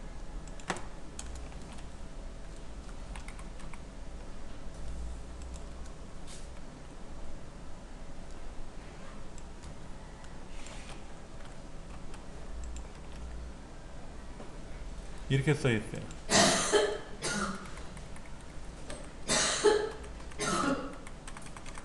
그러니까는 시작 눌러서 여기 보면 CMD 요거 나왔죠, 그랬죠? 얘를 누르던 명령 부름표를 찾던 그럼 이렇게 뜨거든요. 그러면 컨버터 제 USB 메모리가 지금 뭐죠? E 드라이브죠, E 드라이브잖아요. 그럼 여기다가 컨버터 한 칸 띄고 E 드라이브 그리고 한 칸 띄고 슬래시 FS 파일 시스템을 NTFS로 여기다가 한 칸 띄고 슬래시 파일 시스템을 NTFS로 해라 하고 엔터를 탁 치면 EXFAT는 안 된대. EXFAT는 안 되는데. 그러니까는 아까 파일 FAT32로 되어 있는 분이 있었잖아요. 그런 경우는 된다는 얘기죠. 네. 그러면 그 안에 데이터가 들어있는 거를 두고 포맷을 버리면 안 지워지니까 그냥 이렇게 변환만 시키면 FAT32가 NTFS로 변환이 됐으니까 이제는 거기에 용량 큰 거를 집어넣을 수 있다는 얘기죠. 근데 사실 솔직히 굳이 이런 거 상관 안 하고 막 쓰거든요. USB 메모리를 무조건 구매하면 FAT32로 포맷되어 있습니다. 128기가짜리 이런 것들도 사면 다 이렇게 되어 있어요. 그러면 NTFS 포맷을 하시면 스마트폰을 못 쓴다고 했으니까 자, 포맷을 해서 기본적으로 NTFS로 포맷이 되어 있다 그랬잖아요. 이렇게 포맷이 되어 있으면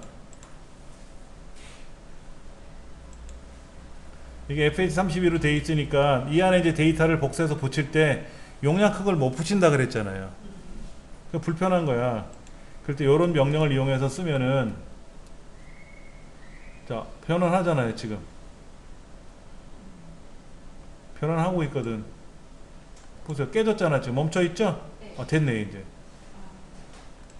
그러니까 데이터가 안 들어있으면 그냥 포맷하면 되는데 데이터가 들어있으면 포맷하면 데이터가 지워지니까 파일 시스템으로 해주면 이렇게 쫙 해서 변환이 끝났다라고 뜨는 거죠. 이건 데이터 있을 때 사용하는 거예요. 그렇죠. 변환은 데이터가 들어있는 상태에서 하는 거고 저는 근데 NTFS를 안 할 거니까 왜? 스마트폰용으로 쓰려고 산 거니까 EXFAT로 포맷을 해야 스마트폰도 사용하고 PC도 사용하고 하려고.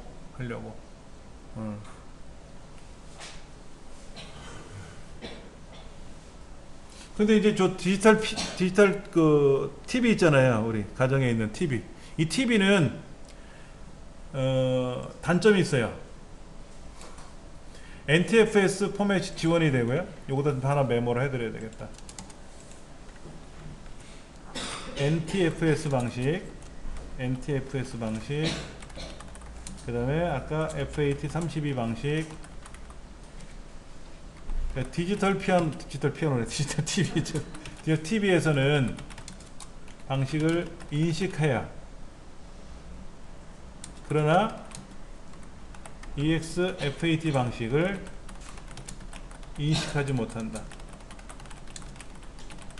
이게 단점이야 또. 답답해. 저희 집 텔레비전은 그래요. 요즘 텔레비전은 어떨지 몰라도.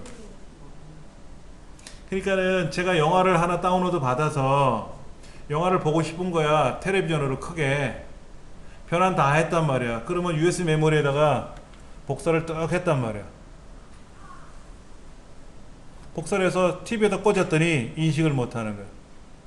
NTFS 방식으로 포맷하면 TV가 인식을 하는데, 문제는 그 USB 메모리는 또 스마트폰 인식을 못해. FAT 방식으로 해놓으면 스마트폰도 인식하고 TV도 인식하고 컴퓨터도 인식하고 다 좋은데 용량 큰 영화를 담지를 못해. 가장 좋은 건 뭐냐? 고민을 하는 거죠. 고민을 하는 거예요. 편리하려고 컴퓨터를 쓰는데, 컴퓨터를 그러니까 이제 불편한 거죠. 그러니까 스마트 기기에서는 FAT32 방식, 그 다음에 EX FAT 방식,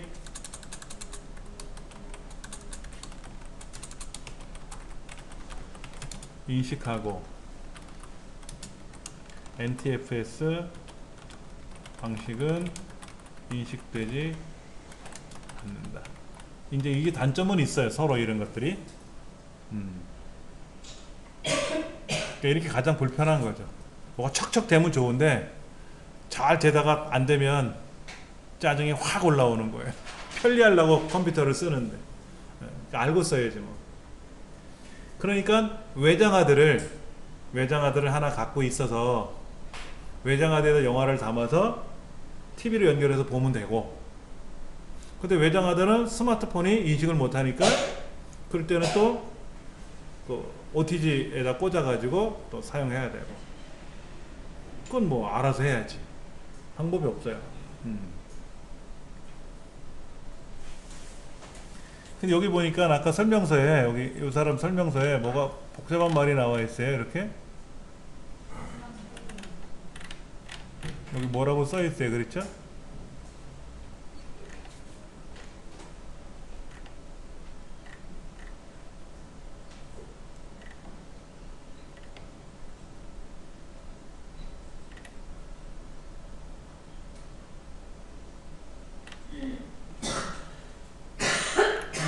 이게 뭐냐? 스마트폰을 좀 빨리 사용하고 싶을 때 있죠? 스마트폰을 빨리 사용하고 싶을 때, 여러분 사용하시는 스마트폰은 얼마나 빠릅니까? 스마트폰이 아니라 USB 메모리가? 자, 볼게요. 제가 아까 여기다가 여러분들 복사해서 붙이는 속도가 제가 아까 굉장히 높이 나왔었잖아요. 근데 그거는 스마트폰 자체도 고가의 스마트폰에 자꾸만 실수하네. USB 메모리도 고가의 USB 메모리가 있어요.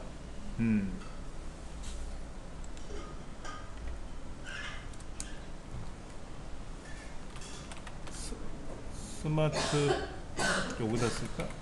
여기다 써야 스마트폰 제조 방식이 있어요. 스마트폰에 자꾸만 틀리네 이렇게 오늘.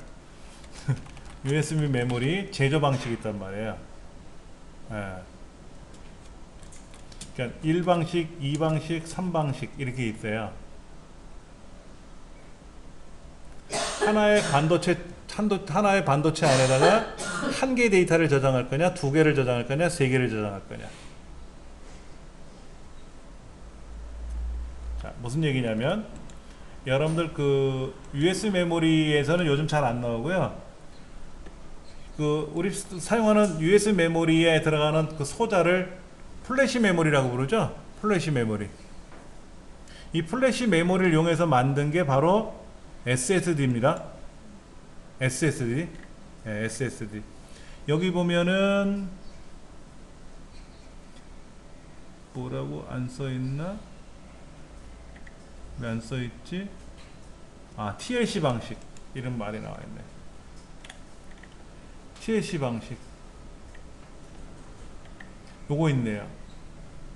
SLC 방식, MLC 방식, TLC 방식, 코드 LC 방식. 예. 여기다 메모를 해볼게요. 1은 뭐냐면 SLC 방식, 얘는 MLC 방식, 얘는 TLC 방식.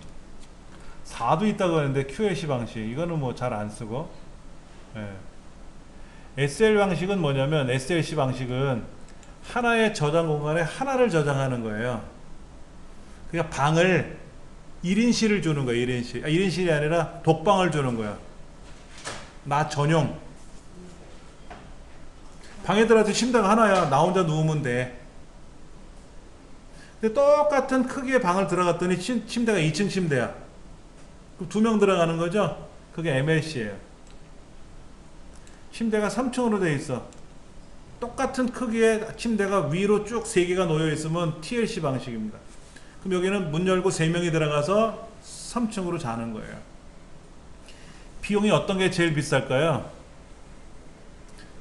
내가 숙박업소를 하는 사장님이라면 얘를 써야지. 아니 4, 5, 6 이 방식을 써야지. 그러나 손님 입장에서는 얘가 좋죠. 나 혼자 쓰니까. 비싸요. 이런 방은 비싸잖아.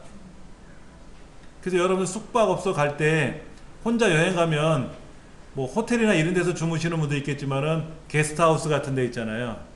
근데 여러 명 쓰니까 싸지. 그래서 뭐 여행 갈 때 게스트하우스를 많이 쓰거나 그런 걸 한단 말이에요. 이건 호텔 1인 또 혼자 쓰는 거. 여기 써 있어요. 속도도 어마어마하게 빨라요. 수명도 어마어마하게 길어요. 비싸.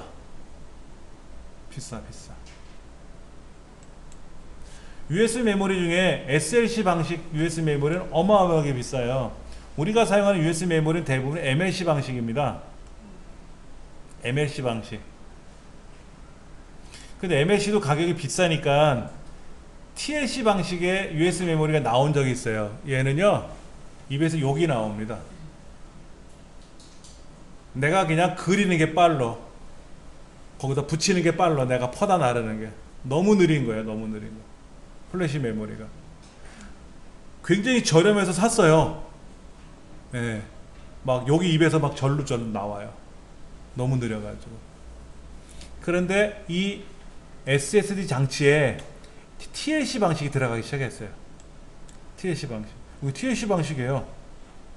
TLC 방식. TLC 방식. TLC 방식. 다 TLC 방식입니다. MLC 방식 거의 없어요. 다 TLC 방식이에요. 예. 그러면 어떻게 TLC가 느려 터졌다고 하는데 여기 보세요. MLC 방식이 있는데 SLC 방식이 있나? 볼까? 있네. 있긴 있어. SLC 방식이 있어요. 512기가인데 129만원이야. 128메가인데 128만원이야. 비싸다는 거 아시겠죠? 그렇죠? 비싸요. 좋은 건 알아. 좋은 건 아는데 비싸. 그런데 그 사이에 기술들이 늘어나가지고 MLC 방식을 사용하다가 예. MLC 아직 비싸요. 그러다가 이제 요즘 말하는 이제 TLC 방식이 나온 거죠. TLC 방식이 나왔는데요. 여기 대부분 TLC 방식이잖아요. 저렴해요. 얼마나 저렴한지 몰라. 예. 그리고 용량 큰 건 아직 비싸고 이건 할 수 없는 거고. 예. 쓸만한 게 좋아요.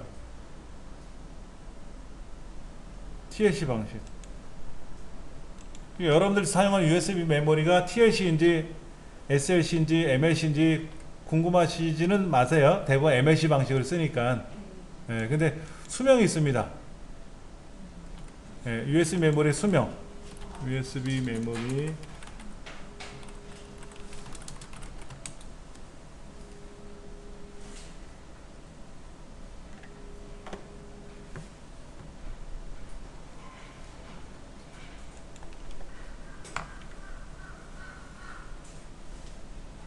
자, 이렇게 SSD 플래시 메모리를 사용하다 보면 몇 번 복사 붙여넣기를 했는지 이런 것들이 있어요. 복사 붙여넣기 하는 과정들, 포맷하는 과정들, 이런 것들이 있단 말이에요. 그러면 몇 시간을 사용했고 몇 번을 작업했는지 이런 게 떠요. 기록이 되거든요.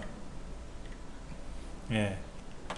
SLC는 셀당 110만 회, MLC는 3000회, TLC는 1000회,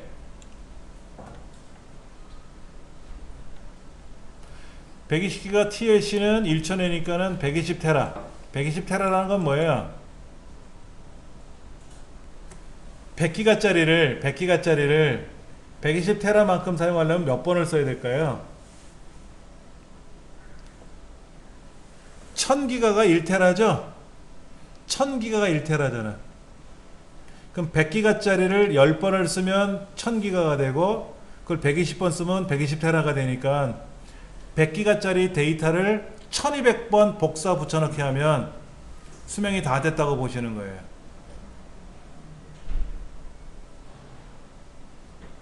그러니까는 이 플래시 메모리는 데이터 보관용으로 쓰면 안 되죠. 하드디스크에도 담아야지.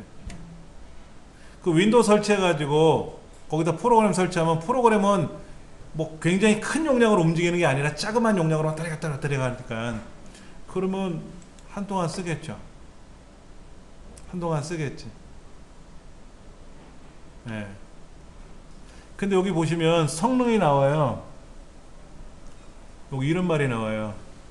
사용 보정 시간이 써 있는데 SSD 사용 보정 시간인데 여기 뭐라고 되어 있냐면은 TLC 방식이고 150만 시간.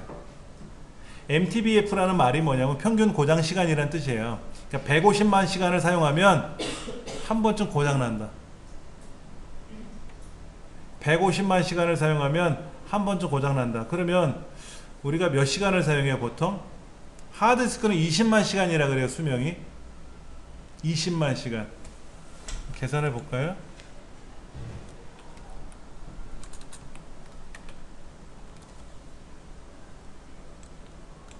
자, 20만 시간 나누기 365 나누기 하루에 8시간 68년. 하루 8시간씩 컴퓨터를 뺑뺑 돌리면 68년간 쓸 수 있어요. 하드가 고장날 일은 없겠고요.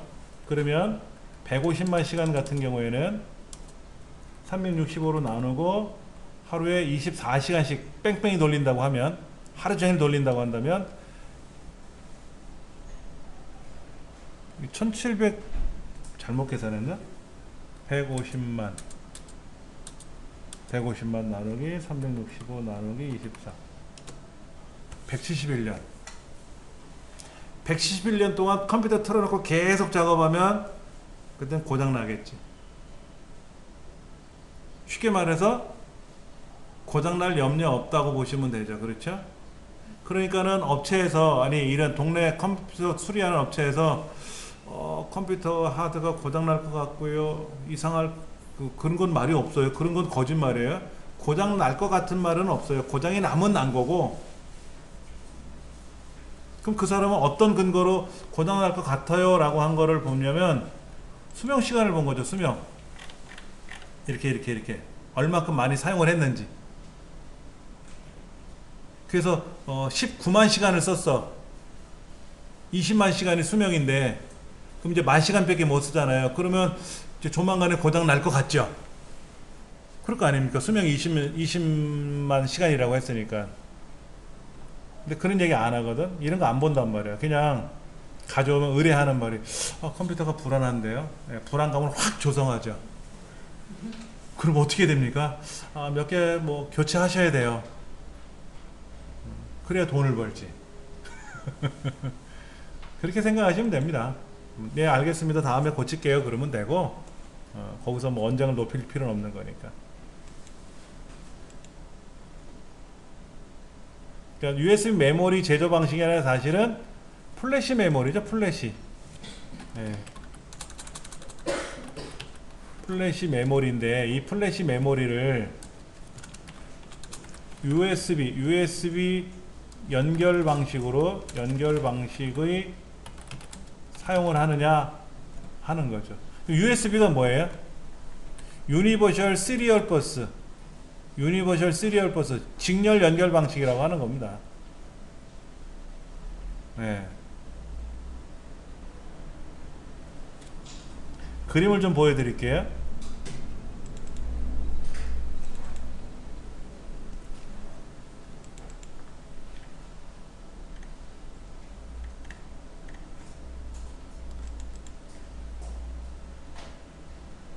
알아? 뭐야? 아무것도 안 나오네 그냥?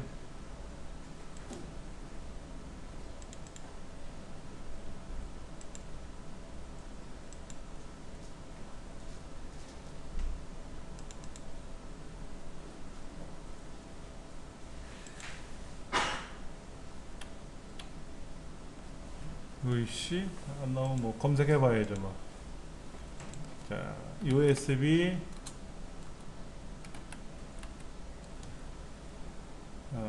C 타입, USB C 타입 해가서 이렇게 그림 보이네, 그렇죠? 예. USB C는 무엇입니까? 뭐 이런 거 백과사전에 보면 나올 거예요. USB C 타입은 여기 어떻게 생겼냐면 가운데가 이렇게 동그랗게 돼 있죠? 스마트폰 밑에 보시면 좌우가 동그랗게 돼 있어요. 이게 C 타입이에요. 이게 C 타입이고, 예. A 타입도 있습니다. A 타입도 있고, 뭐 C 타입만 있는 건 아니에요. 이건 C 타입 얘기를 하고 있는데 복잡하게 돼 있죠? 뭔 설명이? 자, 만약 A 타입을 검색하면 A 타입은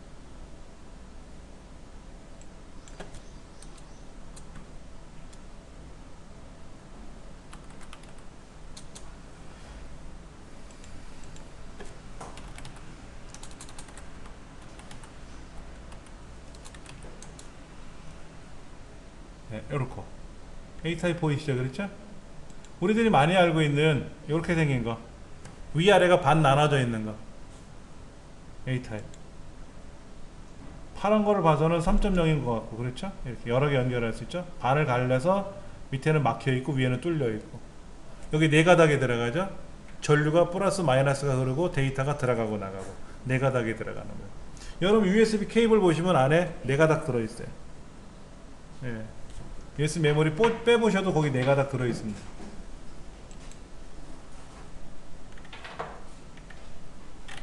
USB B도 있나?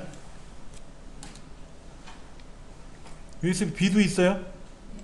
B도 있어요. 이거 어디서 보셨어요, 이런가? 프린터기 몸통이 이렇게 생겨 있어. 이렇게. 납작한 거는 A 타입, 정사각형처럼 이렇게, 이거는 B 타입, 그리고 지금 라운드가 된 거 C 타입.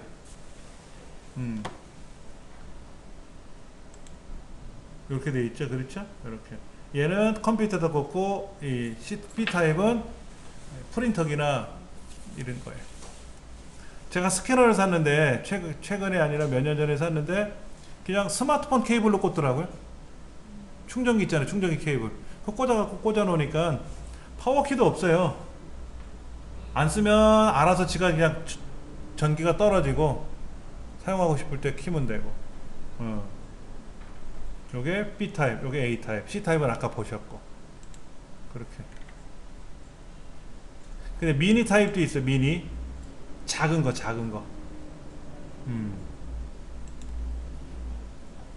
근데 우리가 이제 아는 거는 USB 2.0,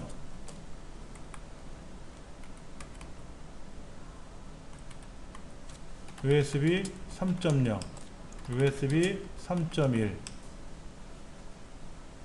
그 다음에 썬더볼트 뭐 1.0, 썬더볼트 2.0, 3.0 이렇게 지금 2.0, 3.0, 4.0까지 나왔나? 들어본 것 같은데. 썬더볼트는 또 뭐예요? 들어보셨어요? 썬더볼트? 연결하는 네, 썬더볼트인데 여기 썬더볼트가 보여요. 그리고 또 여기 썬더볼트 보이네. 약간 특이하게 생겼어요. 썬더볼트. USB는 이제 퇴출? 그런 말이 나와요. 썬더볼트라고 굉장히 많이 나옵니다. 썬더볼트는 뭐예요? 번개예요? 번개? 예. US 3.1보다 얼마나 빠르다라고 나와 있는데 속도가 뭐 어마어마하게 빠른 거로 1, 2, 3 이제 3까지 나와 있어요. 4 3이네요. 40기가라고 되어 있네. 40기가.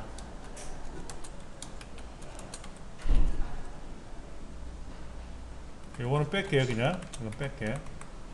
얘는 480메가, 얘는 5000메가. 5000메가니까 5기가, 얘는 10,000메가.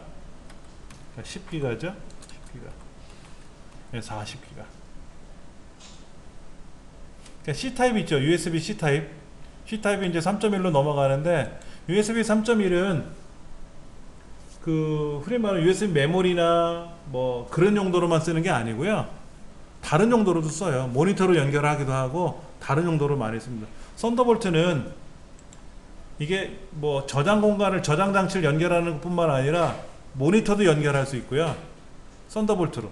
썬더볼트는 저렇게 연결하는 역할만 하는 거죠. 그렇죠. 통로 역할이에요. 통로 역할. 내가 사용하는 하드디스크가 있는데 얘가 썬더볼트를 지원해. 그럼 썬더볼트 허브에다 꽂으면 돼. 그 모니터도 연결해. 그 모니터도 거기다 꽂아. 그러면 아까 그림에서 이 그림 있잖아요. 여기 있잖아요. 여기. 여기다가 있지 않습니까? 여기다가 허브를 하나 연결해서 썬더볼트 허브를 연결해서 모니터도 꽂고 외장 하드도 꽂고 뭐도 꽂고 죄다 꽂는 거야. 스피커도 꽂고 뭐도 꽂고. 그러면 요 하나 가지고 다 한꺼번에 움직이는 거죠. 만능이라고 보면 돼요. 속도가 어마어마하게 빠르니까. 이동하는 속도를 빨리 구하는 거예요. 가장 빠른 속도. 40기가니까 어마어마한 거죠. 그렇죠. 그러니까 지금까지는 그 외장 하드라든지 이런 보조기억 장치를 연결하는 용도로만 USB를 사용하다가 USB 3.1로 가면서 속도가 굉장히 빨라지니까 영상도 송출해 버리자. 영상도. 그래서 지금 영상도 송출해요. USB 3.1 케이블을 이용해서. 썬더볼트는 더 빠른 용도를 더 쓸 수 있으니까 더 좋고요. 그래서 썬더볼트는 이제 애플에서 만들어진 거죠. 애플에서 맥 컴퓨터에 연결했던 그런 방식으로 쓰는 건데 지금 보시면은 요거는 아이폰 뭐 그런 건가요? 예. 여기 연결하는 게 여러 가지. OK 디스플레이 최대 2대 지원하고요. 충전도 되고요. 데이터를 전송하는데 어마어마하게 빠른 거죠. 여러분들 사용하시는 스마트폰 중에 C타입 쓰시는 분 있죠? C타입 막 둥그런 거, 모서리가 둥그런 거. 최신 스마트폰은 C타입으로 되어 있잖아요. 갤럭시 8 이상 되는 게 C타입으로 되어 있는 걸로 알고 있는데 이 C타입에는 뭐가 좋으냐면 그 인터넷선 있지 않습니까? 인터넷선. 그러니까 우리 공유기에다 거쳐갖고 선을 빼낼 수 있지 않습니까? 그 인터넷 유선을 C타입으로 전환시킬 수가 있어요. 변환시켜가지고 꽂으면 스마트폰이 와이파이를 쓰는 게 아니라 그냥 기가 인터넷에 선을 꽂아 쓰는 거예요. 컴퓨터처럼. 그럼 어마어마한 속도로 영화를 다운로드 받죠. 와이파이, 가정에서 쓰는 와이파이가 LTE보단 빨라요. 그다음에 지하철역에서 우리 지하철에서 사용하는 와이파이는 LTE보다 느릴 거예요. 많은 사람이 있으니까. 공공기관에서 사용하는 뭐 공원이나 이런 데 가서 쓰는 와이파이는 공개되는 와이파이는 속도가 느려요. 가정용 와이파이는 자가 인터넷을 통해서 들어가는 것들이 빨리 움직이고요. 근데 기가 인터넷은 어마어마한 속도지 않습니까? 그걸 바로 스마트폰이 지원이 되는 거예요. 예. C타입만. 일반 스마트폰은 그런 기능이 없어요. 그런 젠더를 꽂아도 의미가 없습니다. 예. 그러니까 C타입 쓰시는 분들은 활용하기가 굉장히 좋아요. 그런데 간혹 여러분 C타입 젠더 있으시죠? C타입 쓰시는 핸드폰 사용자분들은 C타입 하나 길게 나와가지고 꽂아가지고 거기다 이어폰도 꽂고 거기다가 다른 것도 꽂고 충전기도 꽂고 그러잖아요. 얘는 데이터가 전송되는 게 아닙니다. 거기다 USB 메모리를 꽂으면은요 인식이 안 돼요. 컴퓨터에 USB 케이블 꽂으면 충전은 되는데 데이터 전송이 안 이루어져요. 알고 봤더니 데이터 전송용이 아니라 전류 충전 전환용 충전용이에요. 그게 보니까 C타입 젠더가 USB C타입 젠더라는 게 판단 말이에요. 젠더 C타입 젠더 이런 거. 그러니까 C타입 젠더를 여러분들이 이제 사시면은 이런 젠더들이 있단 말이에요. 그렇죠? 이런 젠더. 이게 뭐야? 5개 들어있는데 4,000원이라고? 4개 들어있는데 6,800원. 요거 보시면 이게 이제 어떤 용도인지 봐야 돼요. 이게 C타입 젠더인데 여기 C타입 동그란 게 들어가는 거고 여기 USB 꽂는 거잖아요. 데이터 전송까지 가능하대요. 그럼 이런 거 써주면 되지. 이걸 써야죠. 네. 그 다음에 얘는 뭔가 볼까요?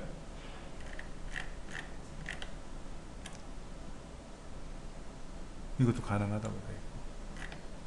왜 이렇게 싸? 4개에 6,800원이야. 젠더가. 근데 삼성 스마트폰 사면 젠더 하나 꽂혀 있는데 그거는 데이터 전송이 안 되더라고. 그러니까 천상 이걸 사야지 뭐. 이건 한 개에 8,500원이에요? 왜 비싸? 이 하나에 8,500원이라고 돼 있잖아요.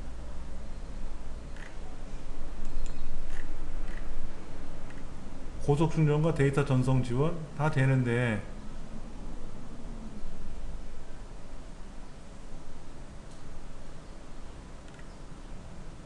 꽂아갖고 뭘 한다고 했는데 예. 좋긴 좋은가 보네. 아 이거 쓰려고 젠더 꽂으면 그렇지. 아 이거 선풍기 하나 사서 들고 다니면 되지. 그쵸? 예, 다 돼. 마우스 꽂고 뭐 이거 다 되는 거니까. 예, 원래 되는 거니까는 이렇게. 그럼 젠더를 꽂으면 어떨까요? 여기다 젠더를 꽂으면 키보드 마우스 다 꽂아 쓸 수 있지. 예. 충전기도 꽂으면 되지. 얘를 꽂으면 어떻게 돼요? 이 게임을 스마트폰 게임을 게임기로 한단 말이야. 그래서 이런 젠더들이 있어야 좋은 거예요. 그것도 여러분 보시고 사용할 줄 아셔야 돼요. 그런데 우리 이왕이면 USB 메모리를 빠르게 사용하고 싶을 때가 있잖아요. 그렇죠? 그럴 때 좀 사용하는 방법을 설명드릴게요. 좀 복잡하니까 잘 따라서 하셔야 되고요. 여기 가서 우리가 속성을 보면 USB 메모리 속성을 보시면 이런 말이 뜰 거예요. USB 메모리 있지 않습니까? 오른쪽 눌러서 속성. 아 그리고 제가 소연씨는 이름을 등록해 놨어요. 거기다 USB 메모리 이름을 써놨다고. 이렇게 자기 이름을 써놓으면 알 수 있지. 이게 없으면 누구 건지 어떻게 알아? 여기다가 F2번 키 눌러서 각자 이름을 등록해 놔야죠. 이것도요 FH32 같은 경우에는 11자 우리말 5자 밖에 안 들어가요. 근데 NTFS로 포맷을 돼 있거나 그러면 보세요. 글자를 길게 쓸 수가 있지. 길게. 이름을 등록해 놓으시는 게 좋습니다.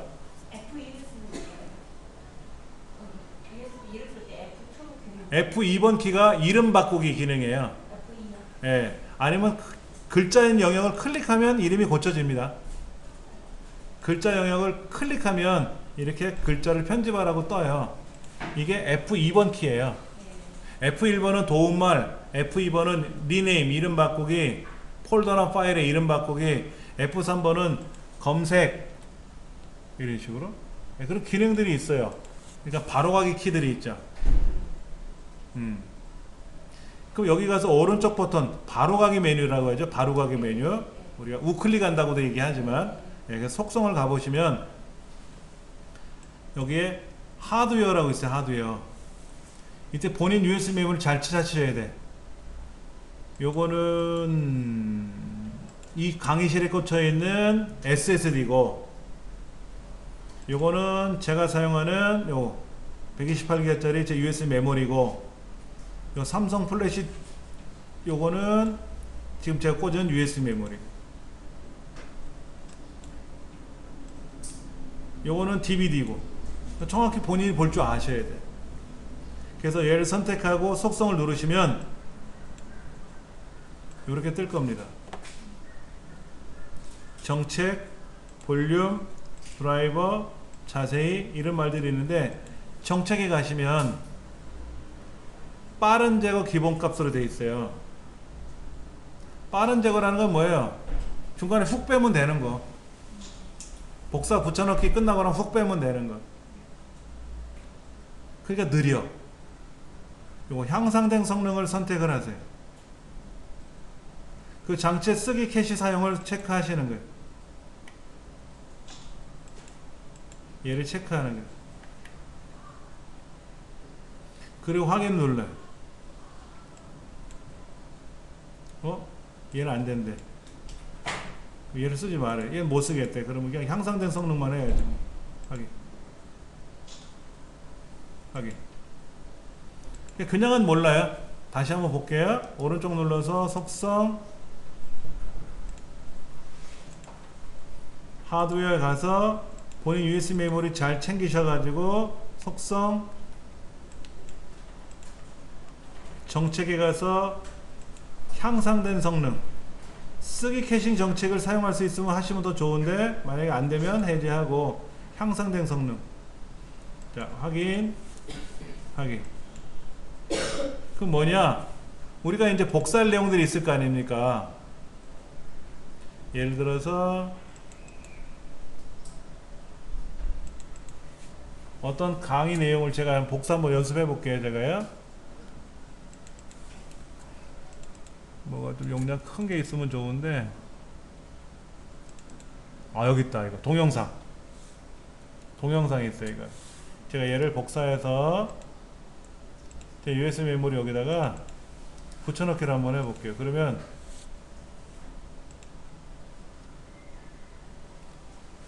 속도가 나와요. 속도가 별로 안 빠른데 그래도 실망이 그지없네. 황망할 따름이 옵니다. 이거네. 너무 느린데. 일반 USB 메모리를 사용하는 것보다, 평상시 사용하는 것보다는 훨씬 빨리 움직인다는 얘기예요. 예.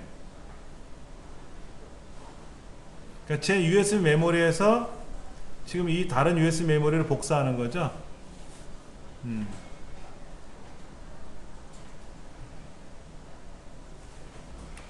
지금 복사가 끝났는데 이 속도가 우리가 알고 있는 그만 빠른 속도가 아니거든요. 이거는 실험실에서 했을 때 속도가 되는 거고, 그러니까는 지금 재원에는 5GBps 소문자 bps예요. 비트 0101 하는 거. 조금 전에 복사해서 붙여놨을 때는 바이트로 표현됐거든요. 8로 나누면 바이트가 되고, 아까 걔는 8을 곱하면 비트가 되고 하는 건데, 그만큼 우리가 원했던 속도만큼은 안 나와요. 환경이 다를 수 있어요. 환경이. 네. 그러니까 너무 실망하지 않으셔도 되고, 아까 빠르게 하기 위해서는 어떻게 한다 그랬죠? 다시 속성에 가서, 하드웨어에 가서, 속성에 가서 정책을 다시 원래대로 돌릴게요. 원래대로 돌릴게요. 그러면 아까 제가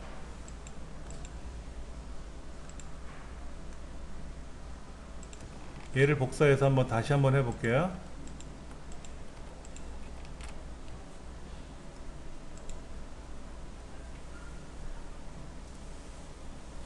아까 꽤 빠르긴 빠르다. 그래도 별 차이 없는데?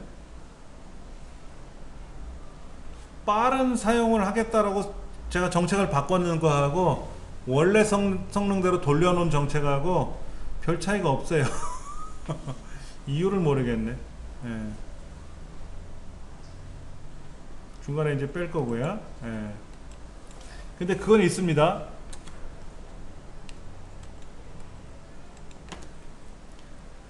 작은 용량의 파일 여러 개 보다 큰 용량 한 개가 더 빠르다.